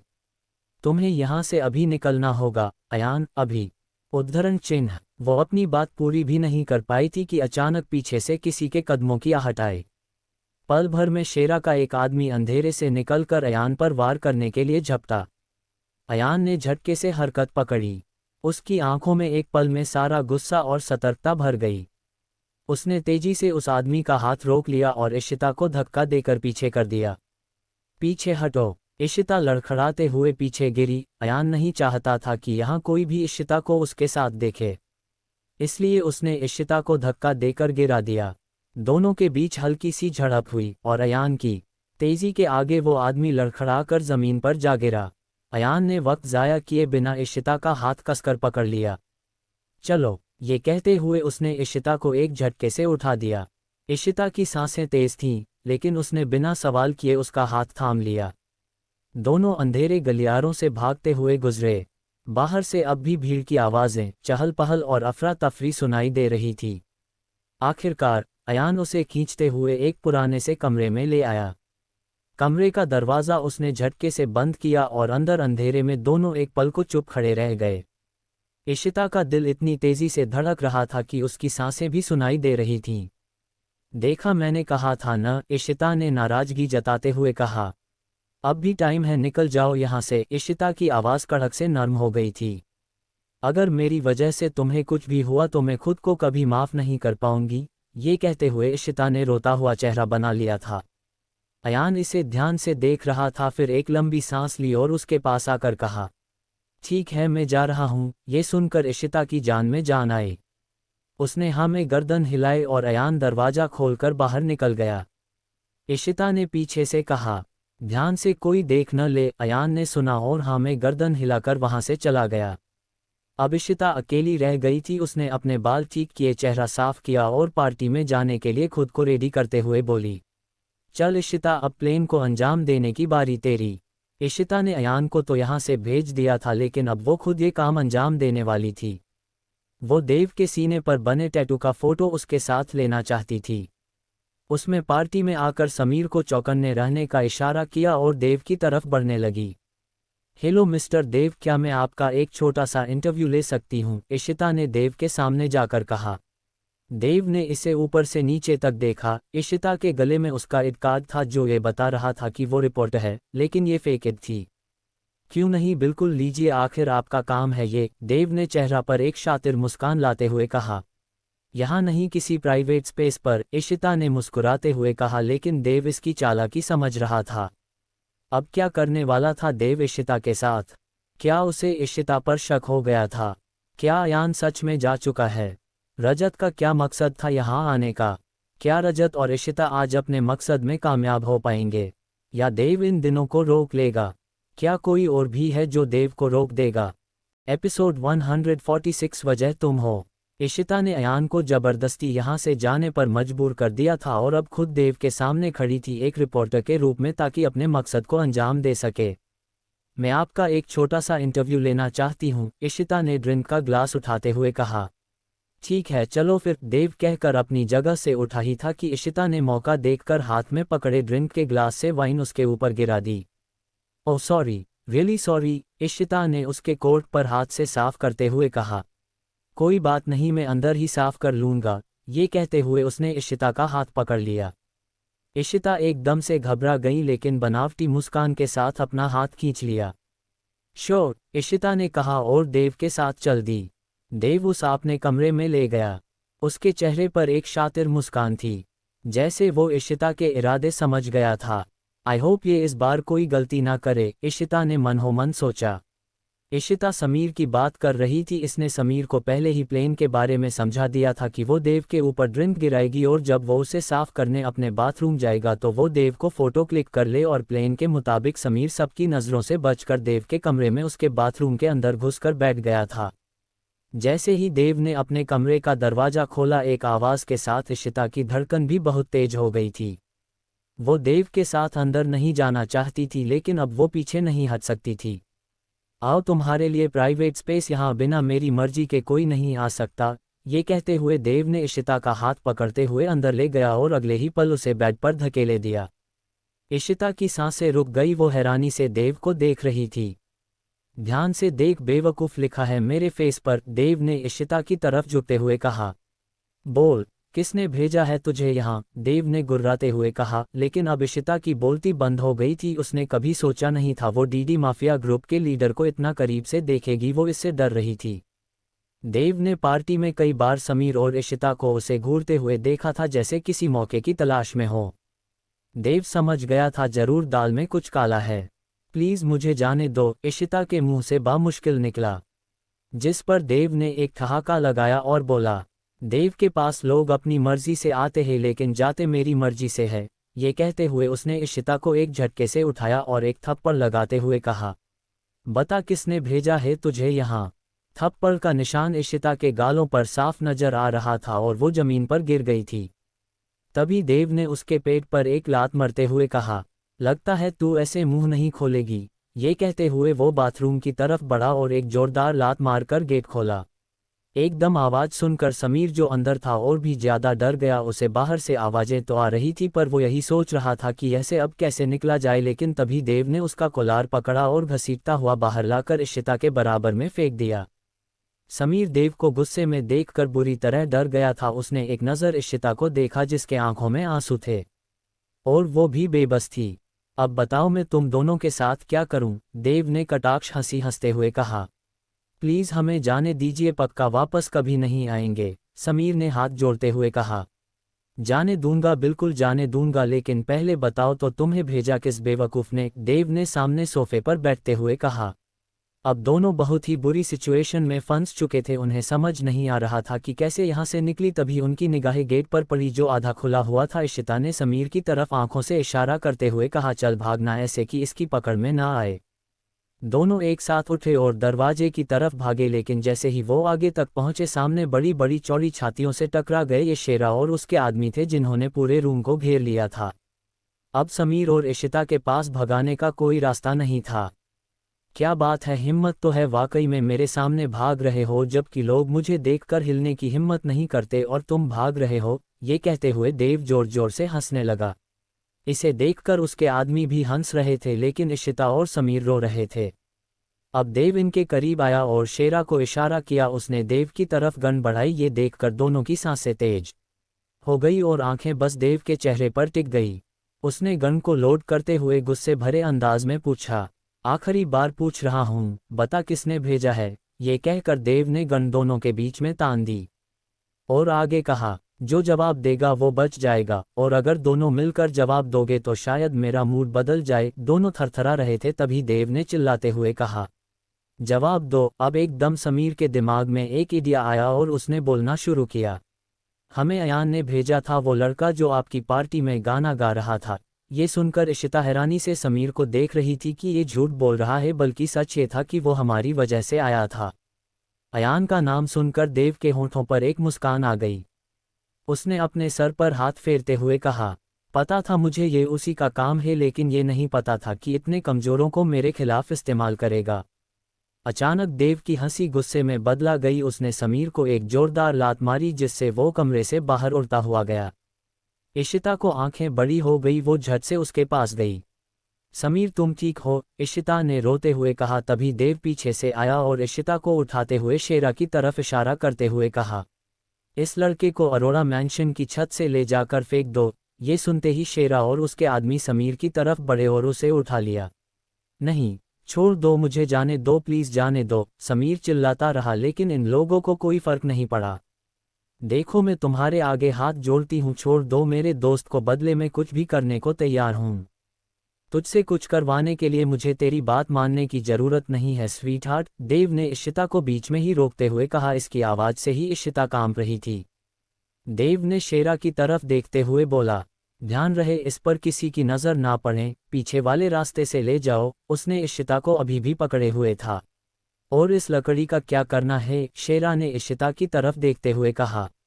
देव ने इशिता की तरफ देखा और एक शरारती मुस्कान चेहरे पर बिखेरते हुए कहा, ये आज के लिए हमारी मेहमान है, ये तभी जाएगी जब वो यान खुद इसे लेने आएगा, और जब वो आएगा तो बच के नहीं जा पाएगा। शेरा ने देव की बात पूरा होने से पहले बोला, जिस पर देव ने एक हल्की सी मुस्कान दी और इशिता को आने कमरे की तरफ खींचने लगा। इधर शेरा ने समीर को उठाया और ले जाने लगे। उसने बहुत कोशिश की इशिता को बचाने की, पर वो इन लोगों के आगे हार गया। रात गहरी हो चुकी थी। अरोड़ा मैंशन की छत पर हल्की सी ठंडी हवा चल रही थी, लेकिन वहां का माहौल बेहद खौफनाक था। शेरा और उसके 4-5 आदमी समीर को घसीटते हुए छत पर ले आए थे। समीर का चेहरा चोटों से भरा था और सांसें टूटी टूटी सी चल रही थीं। शेरा ने अपने आदमियों को इशारा किया, चलो खत्म करो इसे, आखिर दुनिया को भी तो पता चले कि डीडी के खिलाफ जाने का क्या अंजाम होता है। दो आदमी समीर को पकड़कर छत के किनारे की तरफ खींचने लगे। नीचे गहरी अंधेरी खाई थी। समीर की आंखों में डर साफ झलक रहा था।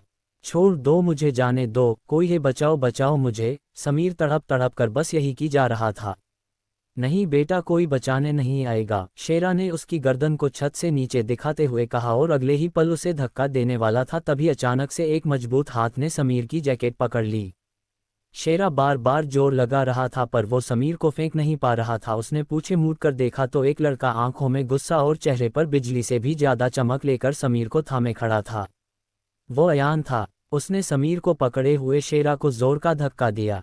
वो लड़खड़ा कर पीछे जा गिरा, फिर समीर को खींचकर किनारे से दूर किया और एकदम सामने खड़ा हो गया। तुम यही हो? अयान ने समीर से पूछा, लेकिन उसके कुछ कहने से पहले शेरा ने पीछे से दहाड़ा। तो तू बचाने आया है? अब तुझे भी इसके साथ यहीं से नीचे फेंक दूंगा। शेरा की आंखों में गुस्से की आग जल उठी। कोशिश करके देख ले, अयान की आवाज़ गहरी और सख्त थी। ये कहते हुए अयान ने उंगली से एक एक करके आने का इशारा किया। शेरा के आदमी एक एक कर अयान पर टूट पड़े, लेकिन अयान हर वार का जवाब बिजली जैसी तेजी से देता गया। किसी को उसने मुंह से गिराया, किसी को लात से दूर फेंक दिया। एक आदमी ने पीछे से पकड़ने की कोशिश की, मगर अयान ने उसे झटके से पलटकर जमीन पर गिरा दिया। उसके हर मुंह के हर वार में उसका गुस्सा फुट रहा था, वो गुस्सा जो अरोड़ा ने उसके दिलो दिमाग में भर दिया था। शेरा इसे हैरानी से देख रहा था कि अकेला होकर इतने लोगों को धूल चटा दी। पुलिस वाला तो नहीं, या आर्मी मैन? थोड़ी ही देर में उसके आदमी जमीन पर उल्टे सीधे पड़े हुए थे और समीर एक कोने में खड़ा था। आखिर में सिर्फ शेरा बचा था। तू भी आ जा, अयान ने अपने स्लिप से माथे का पसीना साफ करते हुए कहा। शेरा गुर्राते हुए अयान पर टूट पड़ा। शेरा ने एक मौका बनाकर अयान की तरफ लपका, लेकिन अयान ने उसे पूरी मजबूती से पकड़कर मरोड़ दिया। तेरे पास ताकत है तो इसका सही इस्तेमाल कर, ये कहते हुए अयान ने पूरी ताकत लगाकर उसे पीछे धकेला और समीर को लेकर यहां से जाने लगा। तभी शेरा अपनी जगह से उठा और वहां पड़ी एक लोहे की रॉड उठाकर अयान पर वार करने के लिए तेजी से बढ़ा, लेकिन उसने पलट के रॉड पकड़ ली और पूरी ताकत लगाकर उसके हाथों से रॉड छीन ली। अब अयान ने उस रॉड से शेरा पर एक वार किया, दूसरा किया, तीसरा किया और आखिरकार एक जबरदस्त वार से उसे भी छत के फर्श पर गिरा दिया। उसकी सांसें तेज चल रही थीं, लेकिन अयान की आंखों में आग जल रही थी। अब उसने समीर की ओर मुड़कर देखा और कहा, जल्दी चलो यहाँ से। समीर को अंदर ही अंदर पछतावा हो रहा था और वो हैरानी से अयान को देख रहा था कि जिस पर उसने थोड़ी देर पहले इल्ज़ाम लगाया था वो भी उसे बचाने आया है। अयान ने समीर का हाथ कसकर थामा और तेजी से छत के गेट की ओर भागा। पीछे शेरा और उसके आदमी जमीन पर कराह रहे थे। अयान ने झटके से लोहे का बड़ा दरवाज़ा खोला और समीर को अंदर खींच लिया। जैसे ही दोनों अंदर आए, उसने जोर से गेट बंद किया और साथ ही लॉक भी कर दिया ताकि वापस कोई ना आए। लोहे के दरवाजे पर ताला चटकने की आवाज़ गूंजी और अयान ने राहत की सांस ली कि अब ऊपर से कोई उनका पीछा नहीं कर पाएगा। समीर हौंफते हुए दीवार से टिक गया। उसकी आंखों से आंसू बह रहे थे, गला कांप रहा था। वो टूटी हुई आवाज़ में बोला, तुम तो चले गए थे, फिर यहाँ कैसे आए? इसके सवाल पर अयान ने एक गहरी सांस ली और उस मंजर में डूब गया जब वो यहाँ से जा रहा था पर किसी अपने को देखकर रुक गया। बताओ किसके लिए रुके हो? समीर ने फिर से पूछा। आयन ने अपनी आंखें बंद की और दिल में किसी की परछाई उभरी। उसने मन ही मन कहा, वजह तुम हो। आखिर क्या वजह थी अयान के रुकने की? क्या आयन इशिता को बचा पाएगा, या देव अपने इरादों में कामयाब हो जाएगा? क्या अयान वक्त पर पहुंच पाएगा? क्या देव अयान को यहाँ से जिंदा जाने देगा, या वो खुद किसी मुसीबत में फंस जाएगा? Episode 147 Ayan the saviour. Ayan ने समीर को बचा लिया था, लेकिन जब उसने उससे यहाँ रुकने की वजह पूछी तो उसने एक खामोशी ओढ़ ली। समीर उससे बार बार पूछ रहा था कि वो यहाँ किस वजह से रुका। ये सब छोड़ो, तुम ठीक हो न? अयान ने बात को टालते हुए कहा। मेरी छोड़ो, तुम मेरी फिक्र मत करो। वो देव। अयान ने चौंक कर उसकी तरफ देखा। क्या देव? क्या हुआ? तुम ऐसे रिएक्ट क्यों कर रहे हो? बताओ बात क्या है? उस देव ने इशिता को अपने साथ ले गया है। ये सुनकर अयान का चेहरा एक पल को जम सा गया। क्या? उसकी आंखों में सन्नाटा और फिर अचानक आग सी दहक उठी। समीर ने रोते हुए कहा। उसने कहा है, जब तक तुम उसके सामने नहीं जाओगे वो इशिता को नहीं छोड़ेगा। ये सुनते ही अयान का खून खौल उठा। उसकी मुट्ठियां भिंच गईं, आंखों में गुस्से की लपटें थीं, चेहरे की हर नस खींच गई और उसके सीने में गुस्से और बेचैनी का तूफान मचलने लगा। देव, अयान ने धीमे लेकिन गहरे स्वर में कहा, उसकी आवाज़ में ऐसा गुस्सा था जो हवा तक को जला दे। अगर इशिता को ज़रा भी खरोंच आई तो मैं उसे जिंदा नहीं छोड़ूंगा। ये कहकर वो फौरन नीचे की तरफ भागा। उधर देव का हाथ इशिता की कलाई को जकड़कर खींच रहा था। वो उसे घसीटते हुए अपने कमरे की ओर ले जा रहा था। कमरे का दरवाजा आते ही इशिता के कदम रुक चुके थे, उसका चेहरा आंसुओं से भीग गया था। अचानक उसने पूरी ताकत से देव का हाथ झटका और जमीन पर बैठ गई। मैं नहीं जाऊंगी, प्लीज मुझे छोड़ दो। उसकी आवाज़ कांप रही थी लेकिन उसमें हिम्मत थी।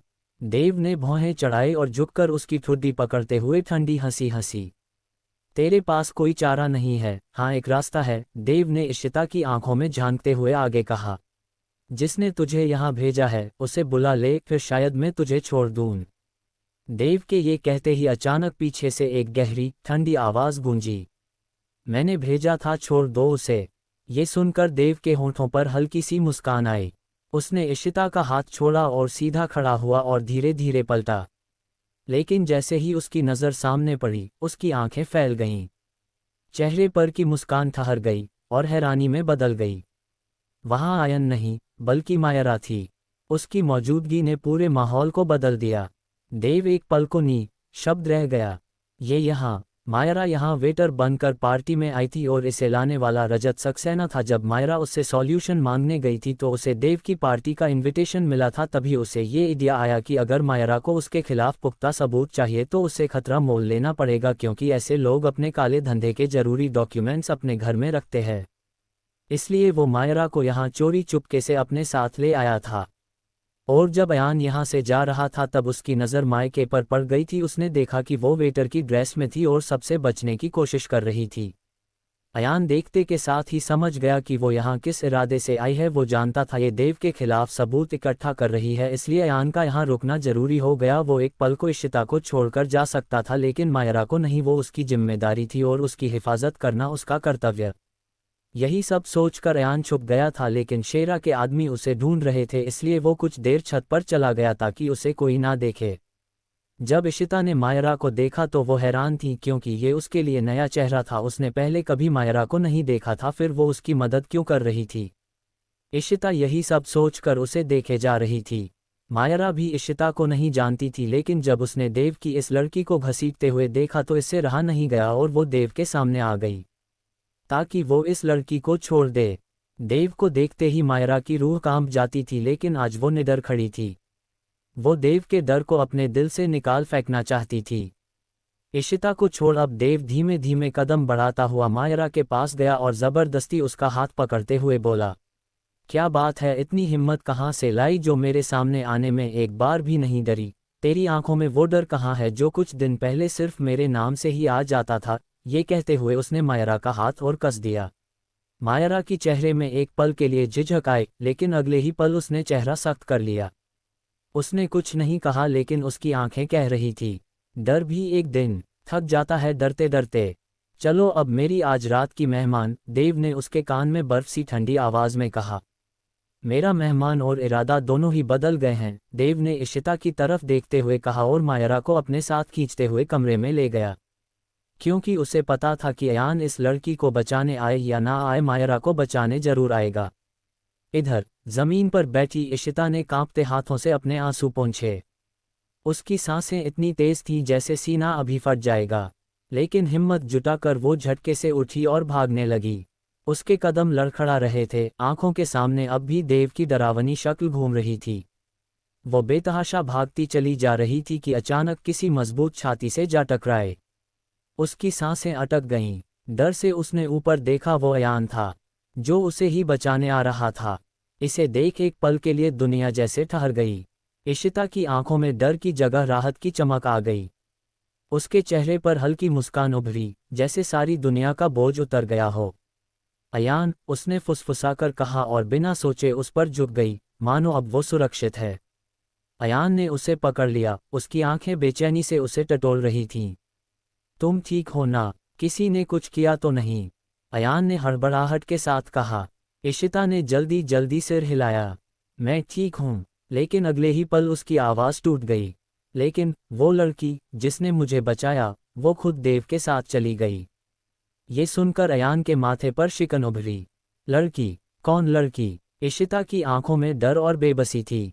मुझे नहीं पता उसका नाम, लेकिन अगर वो देव के हाथ लगी रही तो वो उसे बर्बाद कर देगा। प्लीज़, उसे बचा लो। अयान का चेहरा सख्त हो गया। उसकी मुट्ठियां भिंच गईं, आंखों में गुस्से की लपटें भर आईं। उसे अब तक ये पता नहीं था कि वो लड़की कोई और नहीं बल्कि मायरा थी। उधर देव ने मायरा को अपने कमरे में एक झटके से फेंका और अंदर आकर दरवाजा बंद कर दिया। उसके इरादे मायरा समझ पा रही थी, लेकिन आज उसे खुद पर पूरा भरोसा था कि वो कुछ गलत नहीं होने देगी। जिस काम के लिए वो आई है उसे पूरा करके जाएगी, पर वो ये भूल रही थी कि देव जैसे खूंखार आदमी से बचना इतना आसान नहीं है। देव ने एक लंबी सांस ली और मायरा की तरफ मुड़ते हुए बोला, और मेरी वकील साहिबा कैसी हो? उफ, देव कहते हुए रुका। तुम वकील बाद में और मेरे ग्रुप की मेंबर पहले हो। मैं तुम्हारे गंदगी का हिस्सा नहीं हूँ, मायरा ने चिल्लाते हुए कहा। खबरदार, जो मेरे ग्रुप को गंदगी कहा तो तुम्हारी पीठ पर इस बात का सबूत है कि तुम डीडी ग्रुप की मेंबर हो। देव एक झटके से मायरा के करीब आते हुए बोला। उसकी सांसें तेज थी। देव को अचानक सामने आता देख मायरा जल्दी से पीछे हट गई। अरे कितना पीछे जाओगी, दीवार है लास्ट में, देव ने एक शातिर मुस्कान के साथ कहा। मेरे हौसले इन दीवारों को भी तोड़ देंगे, मायरा ने कहा, जिस पर देव जोर जोर से हंसने लगा और वहां टेबल पर रखी शराब की बोतल उठाकर एक सांस में गटक ली। फिर होठों से हटाता हुआ बोला, वो उन दोनों को सबक सिखाने की वजह से मेरा सारा नशा उतार गया। ये कहते हुए वो रुका और अपने कोट की तरफ देखते हुए बोला, अरे ये मैंने अभी तक साफ नहीं किया है, उस लड़की ने मेरे ऊपर वाइन गिरा दी थी। उद्धरण चिन्ह। मायरा कोने में खड़ी उसकी बातें सुन रही थी और सोच रही थी कि अब वो क्या करे, कैसे यहाँ से जाए। तभी देव ने मायरा को उलझते हुए देखा तो उसके दिमाग में एक ख्याल आया और उसने अपना कोट उतारा और मायरा के मुंह पर फेंकते हुए कहा, नौकरों का काम होता है अपने मालिक की सेवा करना, साफ कर इसे।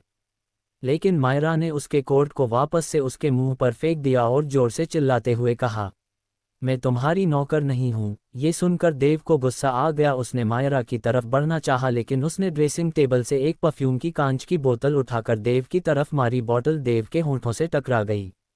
आह, देव दर्द में कहराया। उसके होठों से खून की लकीर बह रही थी, लेकिन उसके दर्द के साथ उसका गुस्सा भी बढ़ गया था। उसने मायरा की तरफ बढ़ते हुए कहा, तूने मेरा खून बहाया है, मैं भी तेरा खून बहाऊंगा, लेकिन थोड़ा प्यार से। ये कहते हुए उसने मायरा का हाथ पकड़ा और बेड पर धकेल दिया और उसकी तरफ बढ़ने लगा।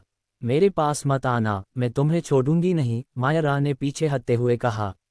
मैं भी तो यही चाहता हूं कि तू मुझे ना छोड़े। ये कहते हुए देव मायरा की तरफ झुक गया। तभी गेट पर किसी की खटखटाने की आवाज आई। दरवाज़ा खोल। ये अयान था जो जोर जोर से दरवाजा पीट रहा था। अयान, मायरा के मुंह से होले से निकला। देव और मायरा दिनों ही अयान की आवाज़ पहचान चुके थे। क्या बात है, तेरा हीरो हमेशा टाइम पर आता है, लेकिन आज वो लेट हो जाएगा। ये कहते हुए देव मायरा के करीब जा रहा था कि अयान ने दरवाज़ा तोड़ दिया। जैसे ही जोरदार धमाके के साथ दरवाज़ा टूटा, कमरे की खामोशी एक पल को चकनाचूर हो गई। धुंधली रोशनी में अयान की नज़रें सामने के मंजर पर जमी रह गईं। बेड पर मायरा पूरी तरह असहाय, टूटी सी, डरी हुई पड़ी थी। उसके चेहरे पर खौफ की परछाइयां साफ झलक रही थीं। उसके कांपते हाथ बेबस होकर चादर को कसकर पकड़ चुके थे। देव की आंखों में एक वहशीपन था, जैसे कोई खूंखार जानवर अपने शिकार पर झपटने ही वाला हो। ये दृश्य देखते ही अयान की नसों में लहू खौल उठा। उसकी आंखों में गुस्से की लपटें भड़क उठीं, चेहरा सख्त हो गया और जबड़े इतनी जोर से भींचे की रगें तन गईं। उसके लिए मायरा की यह बेबसी, उसकी यह हालत बिल्कुल बर्दाश्त नहीं थी। मगर उसी पल मायरा की निगाहें अयान पर पड़ीं। उसके चेहरे पर जैसे उम्मीद की एक हल्की सी किरण चमक उठी। उसकी डरी सहमी सांसें एक पल को गहरी और ठहरी हुई मालूम हुईं। उसकी आंखों से छलकता हुआ डर अचानक सुकून में बदल गया। उसने देव को एक झटके से धक्का दिया और भागती हुई अयान के सामने आ गई। उसका चेहरा आंसुओं से भीगा हुआ था। वो अयान से लिपट कर रोना चाहती थी, अपने दिल एक बोझ हल्का करना चाहती थी, लेकिन जैसे ही उसने अपने हाथ आगे बढ़ाए उसे मीरा की वार्निंग याद आ गई कि अयान से दूर रहो। मायरा ने अपने हाथों की मुट्ठी बनाई और जमीन पर उसके सामने बैठ गई और फूट फूट कर रोने लगी। इसकी ये हालत देखकर अयान की मुठियाँ कस चुकी थी, उसका दिल भी फटा जा रहा था। उसे गुस्सा आ रहा था कि जब उसने मायरा को यहाँ देख लिया था तो वो क्यों इसे पल भर के लिए भी अकेला छोड़कर गया। अयान ने मायरा के कंधे पर हाथ रखा और उसकी आंखों में झांकते हुए बोला, संभालो खुद को, पहले तू खुद को संभाल ले, यहाँ तक आया है तो जिंदा बचकर नहीं जाएगा, देव ने पीछे से कहा। देव क्या करने वाला था? क्या उसका कोई और प्लान था जिसमें उसने अयान और मायरा को फंसा लिया था? क्या अयान मायरा को यहाँ से बचा कर ले जा पाएगा? पर कैसे, जब देव का पूरा परिवार नीचे मौजूद था? क्या वो लोग अयान को यहाँ से आसानी से जाने देंगे? एपिसोड 148। आज की रात देव मायरा के साथ रूम में था। वो कुछ करता इससे पहले अयान ने गेट तोड़ दिया और अंदर का दृश्य देखकर उसका खून खोल उठा। मायरा अयान को देखकर जल्दी से उसके पास आ गई और उसके कदमों में बैठकर आंसू बहाने लगी। तुझे क्या लगता है तू अपने मर्जी से यहाँ आया है? नहीं, देव ने एक ठहाका लगाते हुए कहा और जेब में हाथ डालते हुए आगे बोला, मेरा डर तुझे यहाँ खींच कर लाया है, वरना तू तो भाग रहा था अपना मुंह छिपाकर। देव बोले जा रहा था, लेकिन इस वक्त अयान की आंखें सिर्फ मायरा के चेहरे पर टिकी थी। वो उसके दर्द को महसूस कर रहा था और मायरा की निगाहें जमीन पर थी। देव ने देखा वो उसकी बातों का कोई जवाब नहीं दे रहा था। तभी उसने 2 कदम आगे बढ़ाते हुए कहा, तेरी ये टीम यहाँ करने क्या आई थी जिसे मेरे आदमियों ने खदेड़ कर रख दिया? मेरे खिलाफ कोई प्लानिंग कर रहे हो? इस बार भी अयान ने कोई जवाब नहीं दिया, जैसे उसे भी मायरा के साथ सदमा लगा हो। लेकिन ये वो खामोशी थी जो चिंगारी से आग में बदलने वाली थी। अब देव को गुस्सा आ रहा था कि उसकी मौजूदगी अयान के सामने कोई मायने नहीं रख रही थी। ये देख देव ने वहां रखी कांच की बोतल उठाई और मायरा को चलाकर मारी। तभी अयान ने एक झटके से मायरा के साथ अपनी जगह बदली और बोतल अयान की पीठ से टकरा गई और चकनाचूर हो गई। उसके टुकड़े जमीन पर बिखर गए, लेकिन अयान के मुंह से एक आवाज़ भी नहीं निकली और मायरा अब भी सदमे में थी। अब अयान ने पलट कर देव को देखा। उसकी आंखें गुस्से से लाल थी और उनमें हल्की सी नमी भी थी, लेकिन देव को इससे जरा भी डर नहीं लग रहा था। मायरा के हिस्से की चोट अयान को लेता देख देव ने ताली बजाते हुए एक कटाक्ष हंसी हंसने लगा और बोला, मुझे तुझ पर बहुत अफसोस होता है कि किस्मत तेरे साथ इतना गलत कर रही है। जिस लड़की के लिए तू इतना सिक्रिफाई कर रहा है, अफसोस वो कभी तेरी नहीं हो पाएगी, बिकॉज शी इज माइन। ये शब्द अयान के कान में सुई की तरह चुभ गए। ये लकड़ी डीडी ग्रुप की मेंबर है और मैं इसका मालिक। तू बेकार में इसके पीछे अपना वक्त बर्बाद कर रहा है। ये सुनकर अयान ने मायरा को नज़र उठाकर देखा, जैसे इस सच को मानने के लिए तैयार न हो। तुझे यकीन नहीं है मेरी बात पर? कोई बात नहीं, अभी साबित कर देता हूँ। ये कहते हुए देव ने मायरा की कॉलर की तरफ हाथ बढ़ाया ही था कि अयान ने उसका हाथ मजबूती से पकड़ लिया। वो उसके हाथ को कसे जा रहा था और अपना गुस्सा निकाल रहा था। देव का चेहरे के एक्सप्रेशन पूरी तरह से बदल गए थे। फिर उसने हाथ को कसते हुए मोड़ दिया और उसके पीठ पर एक लात मारी, जिससे वो बेड पर उल्टा गिर गया। अब अयान उसकी तरफ मुट्ठियां भींच कर जा रहा था और उसके सामने बस वो नज़ारा घूम रहा था जो उसने गेट खुलते ही देखा था। तूने बहुत बड़ी गलती की है मुझे यहाँ आने पर मजबूर करके, अयान ने कहते हुए उसका शर्ट एक झटके से उसके शरीर से अलग कर दिया और उसे सीधा करते हुए उसकी मुंह पर मुक्के बरसाने लगा। आज देव अयान के गुस्से के आगे कुछ नहीं कर पा रहा था। उसने पास ही रखे लैंप उठाकर अयान पर वार करने की कोशिश को, लेकिन अयान ने झटके से पकड़ा और जमीन पर फेंक दिया। फिर उसे उसकी गर्दन से उठाता हुआ अपने सामने खड़ा किया और पीटने लगा। देव पहले ही नशे में था, वो अयान को नहीं रोक पाया। तेरी हिम्मत कैसे हुई उसे हाथ लगाने की? अयान ने कहते हुए देव को बुरी तरह पीटे जा रहा था। बीवी है वो मेरी, तेरे उस दलदल का हिस्सा नहीं है जिसमें तू डूबा हुआ है, समझा तू? अयान की आवाज़ इतनी तेज थी कि मायरा झटका खा के होश में आ गई। उसने देखा कि अयान देव को बुरी तरह पीटे जा रहा है, पर अब वो क्या करे? उसकी हिम्मत नहीं थी कि अयान के सामने भी आ सकें। देव की हालत अब बुरी हो चुकी थी, उसके हर जगह से खून बह रहा था और वो बुरी तरह हाँफ रहा था। लेकिन अयान का गुस्सा अब भी शांत नहीं हुआ था। वो इसकी ये हालत उन लोगों को दिखाना चाहता था जिसने इसे इस हैवानियत तक पहुंचाया था। अयान ने देव के बाल को पकड़ते हुए कमरे से पीटते हुए बाहर ले गया। नीचे हॉल में अब भी पार्टी का शोर शराबा था। झूमर की रोशनी हर कोने को चमका रही थी और लोग अब तक हंसी ठहाकों में मशगूल थे। सत्येंद्र स्टेज के बीच में खड़े होकर अपने बेटे देव की तारीफों के पुल बांध रहे थे और मीडिया जिसका कैमरा देव का इंतजार कर रहे थे ताकि इसका इंटरव्यू ले सके। सत्येंद्र ने एक नज़र यहाँ वहाँ देखा, वो देव को ढूंढ रहे थे, पर जब वो नज़र नहीं आया तो उन्होंने राजीव को इशारा करते हुए स्टेज संभालना शुरू किया। जब से मेरे बेटे देव ने अरोड़ा इंडस्ट्री में कदम रखा है, हमारी कंपनी ने दिन दोगुनी रात चौगुनी तरक्की की है। ये सब उसकी कड़ी मेहनत और काबिलियत का नतीजा है। सत्येंद्र की आवाज़ में गर्व छलक रहा था। भीड़ तालियों से गूंज उठी। मीडिया के कैमरे चमक चमक कर देव की झूठी शान के किस्से कैद करने लगे। लेकिन तभी अचानक एक जोरदार धड़ाम की आवाज़ हॉल में गूंजी। सबकी निगाहें सीढ़ियों की तरफ मुड़ गईं। वहां से एक साया लड़खड़ाता हुआ नीचे लुढ़कता आया। धड़ाम धड़ाम, उसकी हर टक्कर पूरे हॉल को सन्नाटे में बदल रही थी। और अगले ही पल सबकी आंखों के सामने देव था। उसका चेहरा सूजा हुआ, होंठ फटे हुए, कपड़े खून और धूल से सने थे। बाहों और गले पर गहरे चोटों के निशान थे, जैसे किसी ने उसे बेरहमी से पीटा हो। देव, मेरे बच्चे, किसने किया ये सब? वीना भागती हुई आई और देव के सर को अपने पैरों और रखती हुई बोली। उन्हें इसकी हालत बर्दाश्त नहीं हो रही थी। मीनाक्षी और सरला भी हैरान थी कि किसकी इतनी हिम्मत हुई। उसकी हालत देखकर हॉल में खड़े मेहमान हैरान रह गए और कैमरों की फ्लैश और भी तेजी से चमकने लगी। सत्येंद्र की मुस्कान ठहर गई, चेहरा सन्नाटे में बदल गया। अभी अभी जो शब्द गर्व से निकले थे, अब मानो गले में अटक गए हों। देव बुरी तरह लड़खड़ाता हुआ हॉल के बीच आकर गिर पड़ा। मीडिया की नज़रें और कैमरा अब सिर्फ उसी पर थीं। देव सिंह अरोड़ा की इस हालत को रिकॉर्ड कर रही थी और मेहमानों की फुसफुसाहट हवा में गूंजने लगी।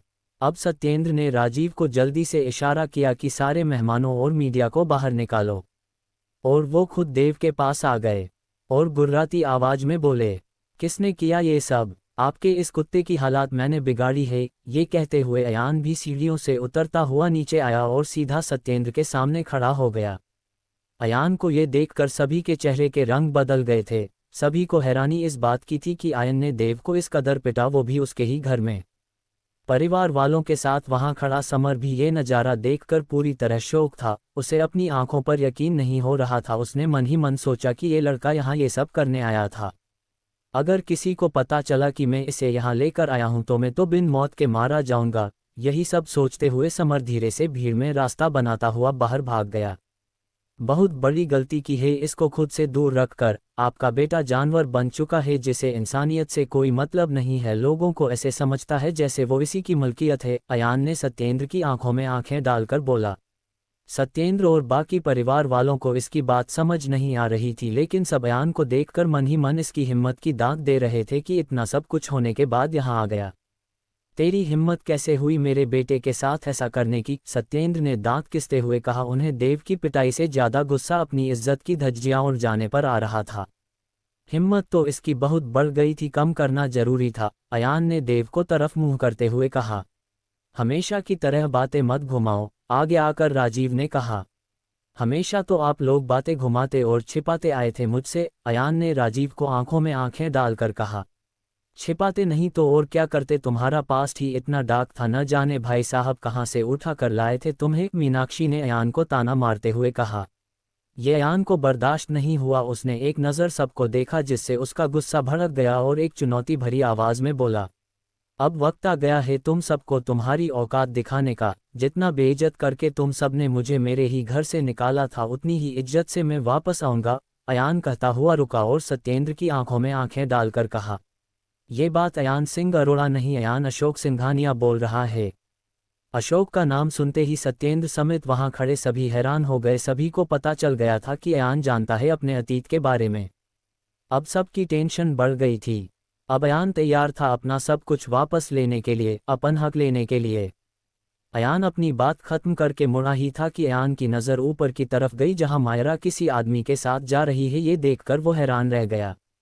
उसे अपनी आंखों पर यकीन नहीं हो रहा था, लेकिन उसने मायरा का हाथ पकड़ा था और वो सबकी नज़र से बचाकर मायरा को यहाँ से निकाल रहा था। आयन इसे नहीं जानता था।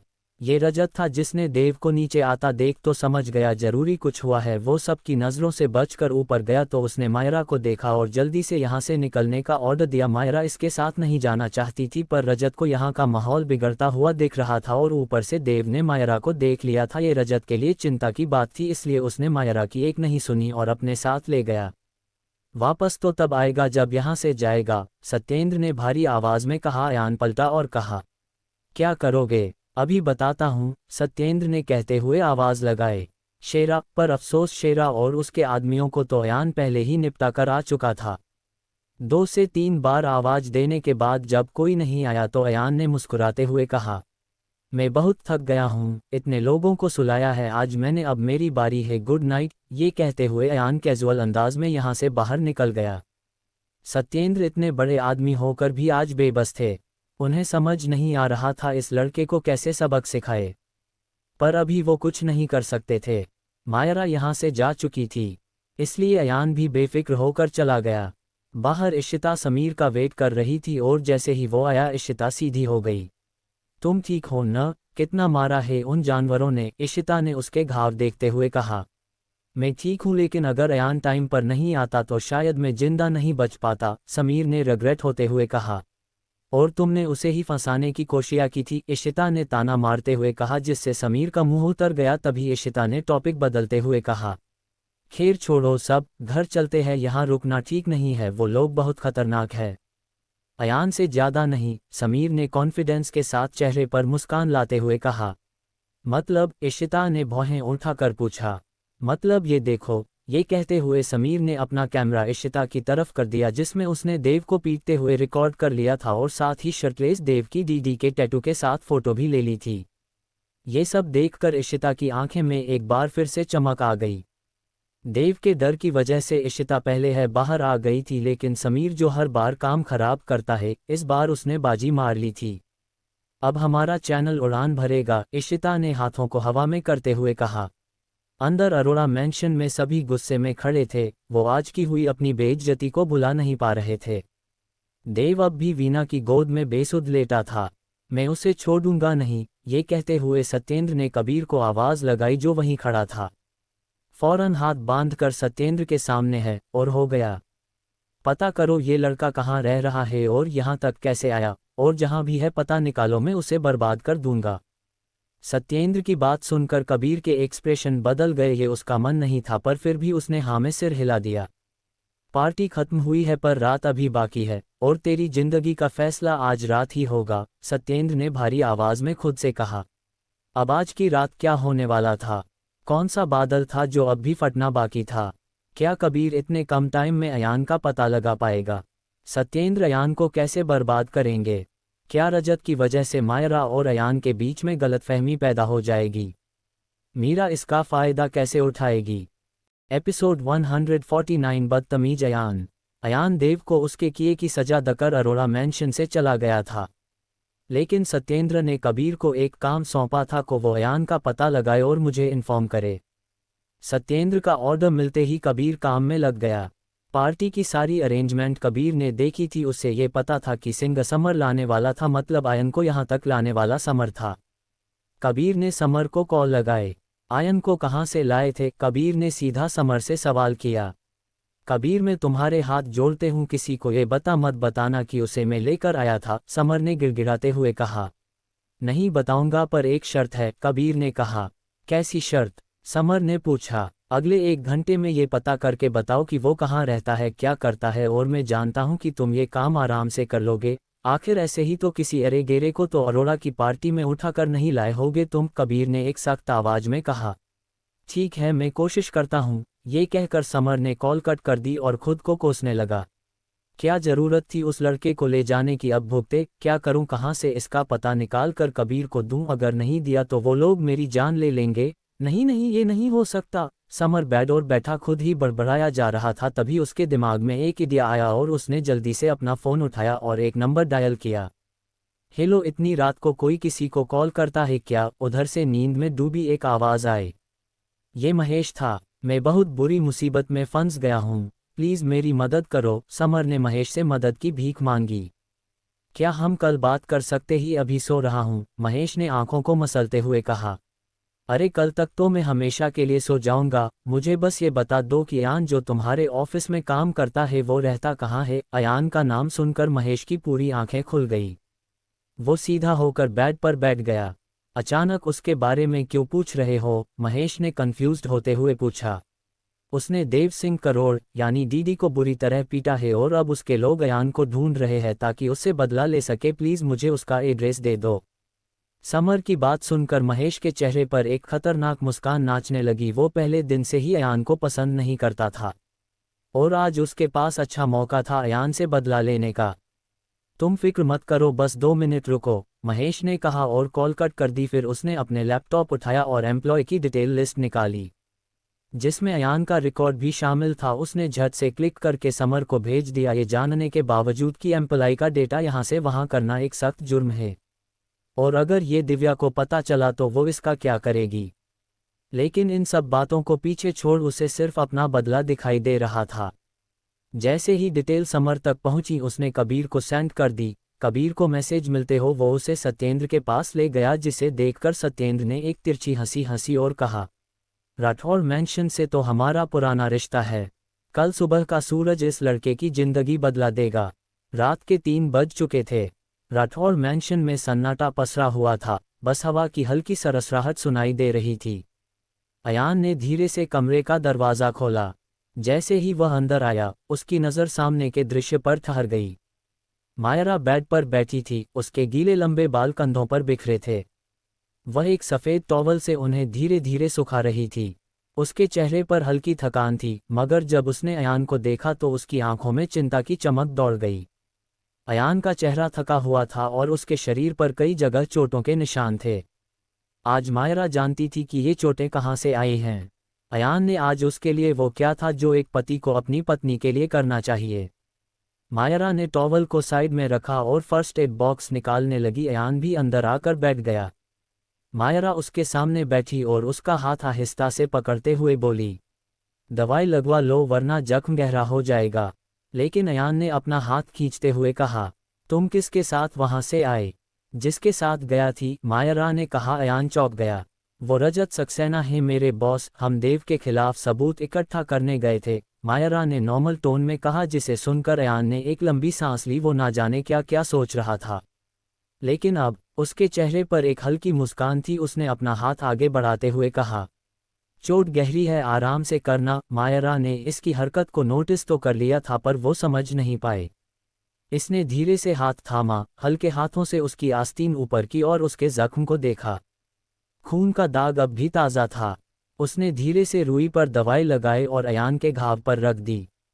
हल्की सी जलन से अयान ने आंखें बंद कर लीं, लेकिन उसने एक शब्द भी नहीं कहा। मायरा का चेहरा उसके बिल्कुल करीब था। उसकी आंखों में चिंता और अपनापन दोनों साफ नजर आ रहे थे। अयान चुपचाप उसे देख रहा था, नजरें चुराकर, जैसे डर हो कि कहीं मायरा उसे देख न ले। हर बार जब मायरा उसके जख्म पर दवा लगाती, अयान उसकी झुकी पलकों और चेहरे की मासूमियत को महसूस करता।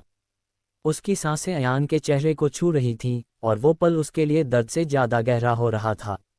मायरा ने आखिर में जख्म पर पट्टी बांधी, सर पर एक छोटा सा बैंडेज लगाया और कहा, अब ठीक है, बस ज्यादा हिलना मत। ये कहकर मायरा ने अयान को यहाँ वहाँ देखा कि कहीं बाकी तो नहीं रह गया। तभी उसकी नज़र अयान की पीठ पर पड़े गहरे घाव पर गई। वहाँ पट्टी बांधने के लिए अयान को शर्ट उतारनी पड़ती, और यही सोचकर मायरा का चेहरा हल्का सा लाल पड़ गया। उसके हाथ फर्स्ट एड बॉक्स पर ही रुक गए और वह धीमे से नज़रें झुका गई। अयान, जो अब तक उसे चुपचाप देख रहा था, उसकी हिचकिचाहट समझ गया। होंठों पर हल्की सी मुस्कान लाकर उसने बिना कुछ कहे फर्स्ट एड बॉक्स मायरा के हाथों से ले लिया। मैं खुद कर लूँगा, ये कहते हुए अयान ने अलमारी से एक शर्ट निकाली और बाथरूम में चला गया। वो जानता था कि मायरा न ही उसे अपना पति मानती है और न ही उसके साथ किसी किस्म का रिश्ता बनाना चाहती है, तो फिर वो किस हक से अपने पर्सनल काम उससे करवाए। यही सब सोचकर अयान अपने पीठ पर खुद बैंडेज करने बाथरूम चला गया था, ताकि मायरा को अनकंफर्टेबल फील ना हो। पीठ पर कैसे करेगा बैंडेज? बाहर खड़ी मायरा ने खुद से पूछा। ये चोट भी उसे मेरी वजह से लगी थी। देव ने जब मायरा की तरफ बोतल फेंकी थी तो अयान बीच में आ गया था, और ये जख्म उसे मायरा की वजह से मिला था। क्या करूं, अंदर जाऊं क्या? मायरा खड़े खड़े खुद से सवाल कर रही थी और उसके कदम आगे नहीं बढ़ रहे थे। उसे मीरा की वार्निंग अच्छे से याद थी, लेकिन अभी वो यहाँ नहीं थी। मायरा ने काफ़ी देर सोच विचार के बाद फैसला लिया और बाथरूम की तरफ कदम बढ़ाए। जैसे ही वो गेट के पास पहुंची, अयान बाहर निकला। और मायरा को सामने देखकर हैरान रह गया। क्या हुआ, बाथरूम यूज़ करना है? अयान ने हल्की हैरानी से पूछा। मायरा ने नामे गर्दन हिला दी। फिर यहाँ क्या कर रही हो? अयान ने भौहें उठाकर पूछा। वो मैं देखने आई थी कि तुम्हें कोई हेल्प तो नहीं चाहिए, मायरा ने अटकते हुए जवाब दिया। अब अयान ने इसकी बातों का कोई जवाब नहीं दिया और कहते हुए आगे बढ़ गया। तुम्हें मेरी फिक्र करने की ज़रूरत नहीं है। मायरा को ये शब्द चुभे, लेकिन आज वो अयान की किसी भी बात का बुरा नहीं मानने वाली थी। थैंक यू, मायरा ने हल्की आवाज़ में कहा। अयान मुड़ा और बोला, कुछ कहा तुमने? थैंक यू, मायरा ने दोबारा कहा। उसे लगा अयान को सुनाई नहीं दिया। जब मुझे डांटना हो तो इतनी तेज से चिल्लाती हो, और आज थैंक्स कहना है तो तुम्हारे हलक में आवाज़ ही नहीं है, अयान ने शरारती अंदाज में कहा। ये सुनकर मायरा ने थोड़ा ज़ोर से कहा, थैंक्स, ठीक है, सुनाया गया मुझे, अयान ने कहा और अपना पिलो उठाकर जाने लगा। तभी मायरा ने पीछे से आवाज़ देते हुए कहा, सुनो, आज रात तुम यहाँ सो सकते हो। ये सुनकर अयान को एक झटका लगा और उसने मुड़कर मायरा को देखा। क्या इस बार मुझे सच में सुनाई नहीं दिया? क्या कहा तुमने? अयान ने मायरा के पास आकर कहा। वो तुम्हारी पीठ में चोट है, लाइब्रेरी में सोफे पर कैसे सोया जाएगा? तुम बेड पर आराम से सो सकते हो। मायरा नज़रें को यहाँ वहाँ घुमा रही थी, जिसे अयान समझ गया था कि उसे उसकी पीठ पर लगी चोट की कितनी फिक्र है। फिर तुम कहाँ सोओगी? अयान ने पिलो को कसते हुए कहा। मैं सोफे पर सो जाऊंगी, मायरा ने सोफे की तरफ इशारा करते हुए कहा। कोई ज़रूरत नहीं है, मैं मैनेज कर लूँगा। ये कहकर अयान जा ही रहा था कि मायरा ने उसके हाथ से तकिया खींचते हुए बोला, मैंने कहा ना, आज रात यही सो जाओ। और मैंने कहा ना, मैं मैनेज कर लूँगा, अयान ने तकिया अपनी तरफ खींचते हुए कहा। तुम मर्द इतने जिद्दी क्यों होते हो? माया ने तकिए को खींचते हुए कहा। नहीं मैडम, ये अवार्ड आप औरतों एक नाम जाता है, अयान ने भी तकिया खींचते हुए कहा। ये अवार्ड नहीं, इल्ज़ाम है, मायरा ने उसे घूरते हुए कहा। इसी खींचातनी में वक्त गुजर रहा था, तभी अचानक दोनों की नज़रें एक साथ मिली और उस रात में डूब गई जब ये दोनों लड़ रहे थे कि बेड पर कौन सोएगा। उस रात से आज की रात तक इनकी ज़िंदगी में कुछ नहीं बदला था, सिवाय एक बात के कि आज मायरा उसे रुकने के लिए कह रही थी और अयान जाना चाहता था। फिर अचानक मायरा ने अपने ख्यालों से बाहर आकर एक लंबी सांस ली और कहा, पकड़ो इसे। ये कहते हुए वो गेट तक गई और गेट लॉक कर दिया और की को अपनी मुट्ठी में दबाकर सोफे पर बैठते हुए बोली, अब जाकर दिखाओ बाहर। इसकी इस हरकत के अयान के चेहरे पर एक हल्की सी मुस्कान आ गई। अब अयान ने तकिए को बेड पर फेंका और लेटने के लिए चला गया। मायरा भी अपने हाथों में के लिए सोफे पर सो गई। रात गुजरती जा रही थी पर दोनों की आंखों में नींद दूर दूर तक नहीं थी। अयान सोच रहा था कि आज वो अरोड़ा को बहुत बड़ा चैलेंज करके आया है, पर वो ये सब कैसे करेगा? उसके पास इतनी पावर नहीं थी कि वो अरोड़ा को टक्कर दे सके। फिर कैसे वो अपना हक उन लोगों से लेगा, और जो उन लोगों ने उसके पिता के साथ किया उसकी सजा उनको कैसे देगा? वहीं मायरा अपने ख्यालों में डूबी हुई थी। इतनी मेहनत करने के बाद भी आज उसके हाथ कुछ नहीं लगा था, ऊपर से उसे देव को झेलना पड़ा अलग। यही सब सोचकर मायरा बेचैन हो रही थी। देव का चेहरा उसकी आंखों में घूम रहा था और वो अचानक उठकर बैठ गई। उसने खुद पर से ब्लैंकेट हटाया और बाथरूम चली गई। उसने बेसन वाश की टैप ऑन की और चेहरे पर 1 से 2 बार पानी मारा, फिर आईने में खुद को देखने लगी। टैप ऑन थी, अंदर से पानी की आवाज़ अयान के कानों में पड़ना शुरू हो गई थी। उसने इग्नोर करने की कोशिश की, लेकिन उसने देख लिया था मायरा अंदर गई है। फिर अचानक उसे कुछ याद आया और वो अपनी जगह से एक झटके से उठा और बाथरूम का गेट नॉक किया। मायरा, पर अंदर से कोई आवाज़ नहीं आई। अयान ने 2 से 3 बार मायरा को पुकारा, लेकिन कोई जवान ना मिलने पर उसने गेट खोला और अंदर दाखिल हो गया। ये क्या बदतमीजी है? मायरा ने अयान को देखते के साथ बोला। पर अयान ने बिना उसे देखे सॉरी कहा और यहाँ वहाँ देखने लगा जैसे कुछ ढूंढ रहा हो। अयान क्या ढूंढ रहा था? ऐसा भी क्या था बरमथ रूम में जो उसे अचानक उठकर यहाँ आना पड़ा, वो भी मायरा की मौजूदगी में? क्या मायरा इस बात से चीड़ जाएगी? क्या वो अयान को पनिशमेंट देने वाली है? सत्येंद्र अगली सुबह अयान के साथ क्या करने वाले थे? वो अयान को कैसे बर्बाद करेंगे? Episode 150 decision on contract. Ayan के अचानक अंदर आने से मायरा चीड़ गई थी। उसे अयान पर गुस्सा आ रहा था, लेकिन उसका ध्यान मायरा पर नहीं था। वो वहाँ कुछ ढूंढ रहा था। तुम बिना नॉक किए अंदर कैसे आए? मायरा ने गुस्से में कहा। सॉरी, पर पानी की आवाज़ आ रही थी, इसलिए तुमने सोचा होगा मायरा डूब रही है। मायरा ने अयान को बीच में रोकते हुए कहा। क्या ढूंढ रहे हो? मायरा ने झुकते हुए पूछा, पर अयान ने कोई जवाब नहीं दिया। वो बड़बड़ाती हुई बाहर निकल गई। खुद को समझता क्या है, एक रात के लिए कमरे में सोने की परमिशन क्या दे दी, सर पर चढ़ गया है। ये कहते हुए मायरा धम से बेड पर बैठ गई। पहले ही मेरा दिमाग खराब है, इतनी मेहनत से अरोड़ा मैंशन में एंट्री मिली थी, लेकिन देव के खिलाफ सबूत के नाम पर एक कागज भी हाथ नहीं लगा। मायरा ने कहा ही था कि अचानक उसके गोद में कुछ कागजों का बंडल आकर गिरे।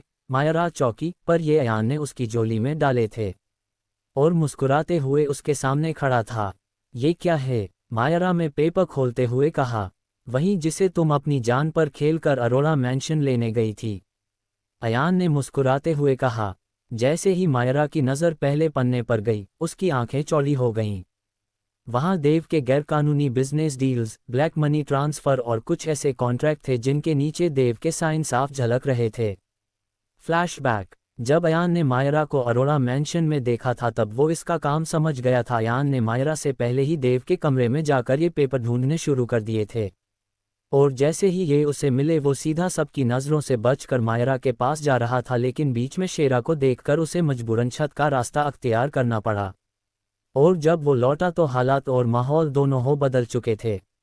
ये पेपर उसकी शर्ट में थे जो बैंडेज करते टाइम उसने बाथरूम में उतारी थी, और जब उसे तेज पानी की आवाज़ आई तो वो फौरन बाथरूम की तरफ भागा। उसे डर था कि कहीं ये भीग ना जाए। अयान चेंज करते टाइम इन्हें निकालना भूल गया था। ये सब कहाँ से मिला तुम्हें? मायरा की आवाज़ कांप रही थी, मानो उसे यकीन ही न हो रहा हो। अयान ने गहरी सांस ली और बस इतना कहा, देव के रूम से। अयान, ये तो कमाल है। इन कागज़ों से हम देव और उसके पूरे डीडी ग्रुप को सलाखों के पीछे भेज सकते हैं। ये कहते हुए मायरा की आंखों में चमक आ गई। उसकी आवाज़ में पहली बार उम्मीद और जीत का सुर था। अयान बस उसे देखता रहा।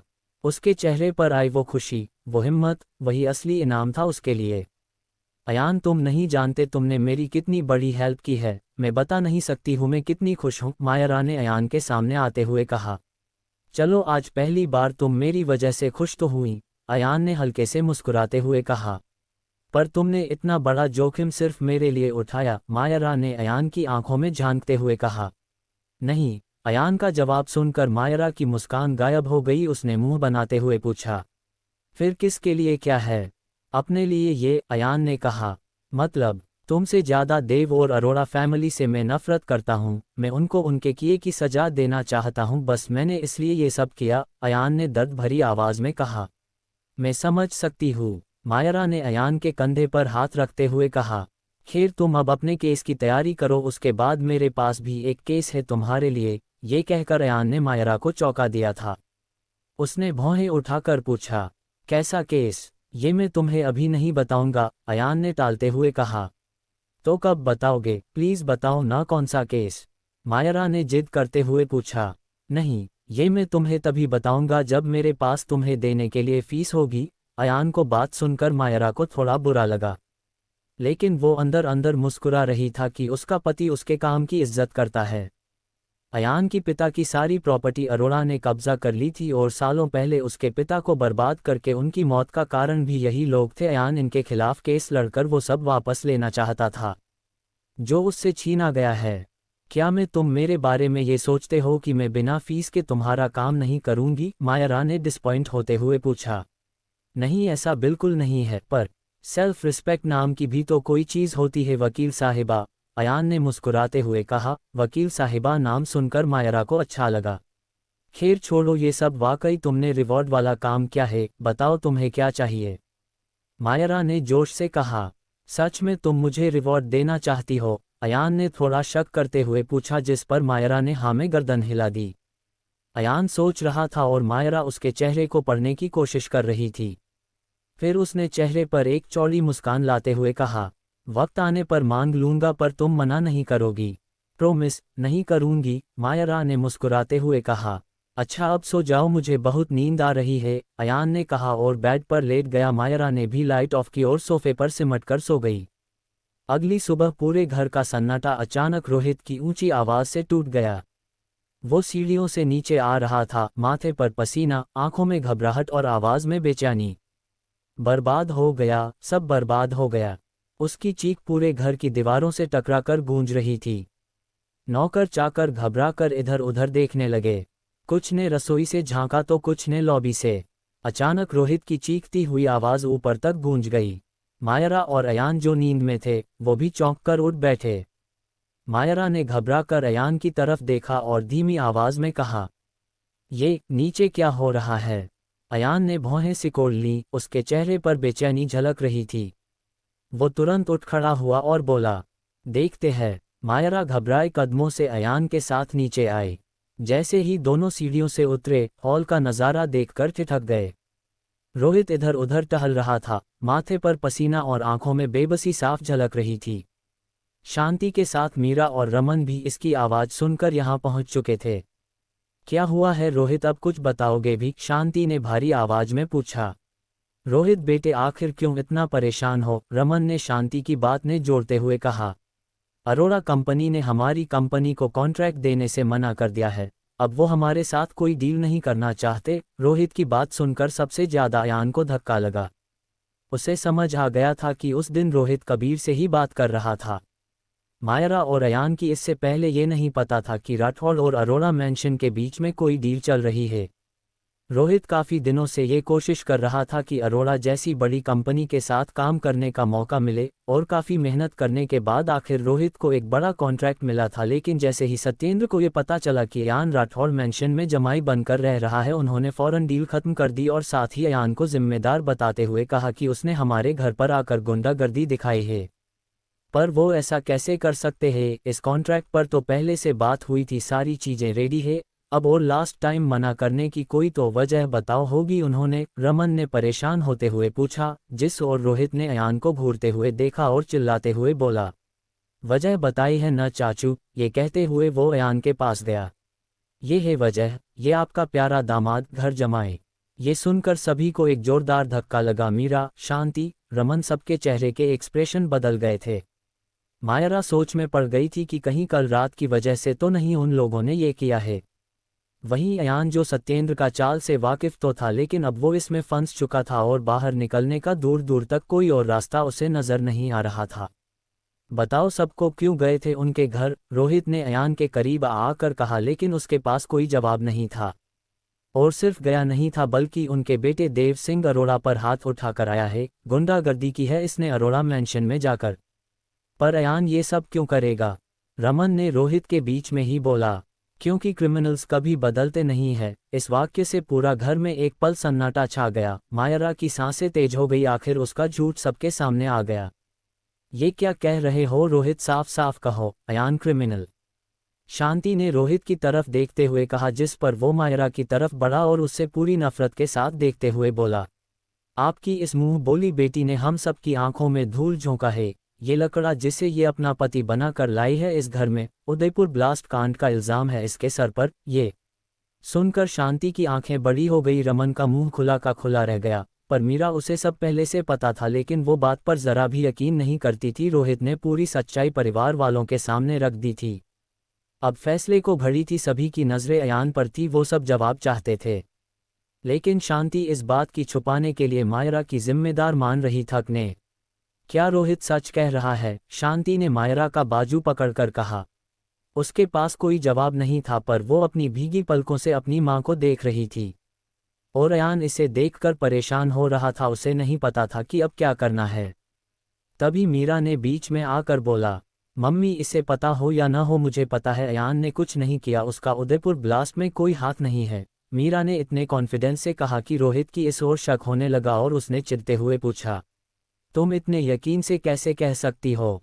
क्योंकि वो मेरा दोस्त है और मैं उसे बहुत अच्छे से जानती हूँ, मीरा ने चिल्लाते हुए कहा। उसकी आवाज़ में उसकी तड़प साफ सुनाई दे रही थी। तुम बहुत भोली हो मीरा, इस चालबाज आदमी को नहीं जानती। He is a criminal, Rohit ने मीरा से बुलंद आवाज़ में कहा। बस करो, चुप हो जाओ सब, रमन ने सबको शांत कराते हुए कहा और अयान के पास आकर बोले, क्या तुम्हारे उदयपुर से कोई ताल्लुक है? क्या तुमने वहाँ ब्लास्ट करवाया? नहीं, मैंने ऐसा कुछ नहीं किया। हाँ, मुझ पर यह इल्ज़ाम है, पर इसमें ज़रा भी सच्चाई नहीं है और कोर्ट ने मुझे बाइज़्ज़त बरी किया है। वो तो इसलिए क्योंकि तुमने लॉयर की काबिलियत की कीमत लगाई होगी, इसलिए आसानी से बाहर आ गया। आखिर वकीलों का तो काम होता है मुजरिमों को रिहा करवाना। रोहित ने अयान को बीच में रोकते हुए मायरा पर निशाना साधा। उसे पता चल चुका था कि मायरा ने ही इसका केस लड़ा था, लेकिन ये बात वो उसके मुंह से निकलवाना चाहता था। लेकिन इस बार अयान के चुप रहन पर वो खुद ही बोल पड़ा। मम्मी, चाचू, इसका केस और किसी ने नहीं बल्कि आपकी काबिल बेटी मायरा राठौड़ ने फाइनल करवाया है। इसी ने इस मुजरिम को जेल से छुड़वाकर हमारे सर पर बैठा दिया और नतीजा आज हमें भुगतना पड़ रहा है। ये सुनकर सभी शॉक्ड हो गए। शांति समेत रमन का भरोसा मायरा पर से उठ गया। शांति गुस्से से मायरा के पास आए और उसके गाल पर एक थप्पड़ लगाते हुए बोली, निकल जाओ इस घर से। थप्पड़ खाकर मायरा हल्के सी झुक गई, पर अयान ने उसे संभाल लिया और उसकी आंखों में देखने लगा जहां सिर्फ बेबसी थी, और इसकी वजह वो खुद था। भाभी, ये आप क्या कर रही है? ठंडे दिमाग से काम लीजिए, रमन ने शांति को मायरा से दूर करते हुए कहा। नहीं चाचू, मम्मी सही आकर रही है, रोहित ने बीच में आते हुए बोला। रमन उसे कोई जवाब देते इससे पहले अयान ने मायरा को साइड किया और सबकी आंखों में देखते हुए बोला, ये सब मेरी गलती है। मैंने ही मायरा को कहा था कि वो झूठ बोलकर मुझे अपने घर में कुछ दिन के लिए रख ले, और रही बात ब्लास्ट की, वो मैंने नहीं करवाया है, जिसके लिए कोर्ट ने मुझे निर्दोष करार दिया है। ठीक है, मान लिया तुम्हारा उदयपुर ब्लास्ट में कोई हाथ नहीं है, लेकिन काल रात सत्येंद्र सिंह अरोड़ा के बेटे को क्यों मारा, जिस वजह से हमारी डील कैंसिल हो गई, और अब वो वापस कैसे मिलेगी? अगर इन बातों का जवाब है तुम्हारे पास तो बताओ, वरना अपने साथ अपनी बीवी का सामान बांधो और दफा हो जाओ इस घर से, रोहित ने कड़क अंदाज में कहा, जिस पर शांति के साथ रमन भी खामोश थे। अब अयान क्या करेगा? क्या वो कल रात हुए हादसे के बारे में सबको बता देगा? क्या सच जानने के बाद भी रोहित पर कोई फर्क पड़ेगा?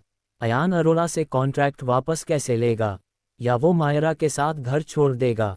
क्या आज अरोड़ा के कॉन्ट्रैक्ट पर अयान और मायरा की जिंदगी का फैसला होना था?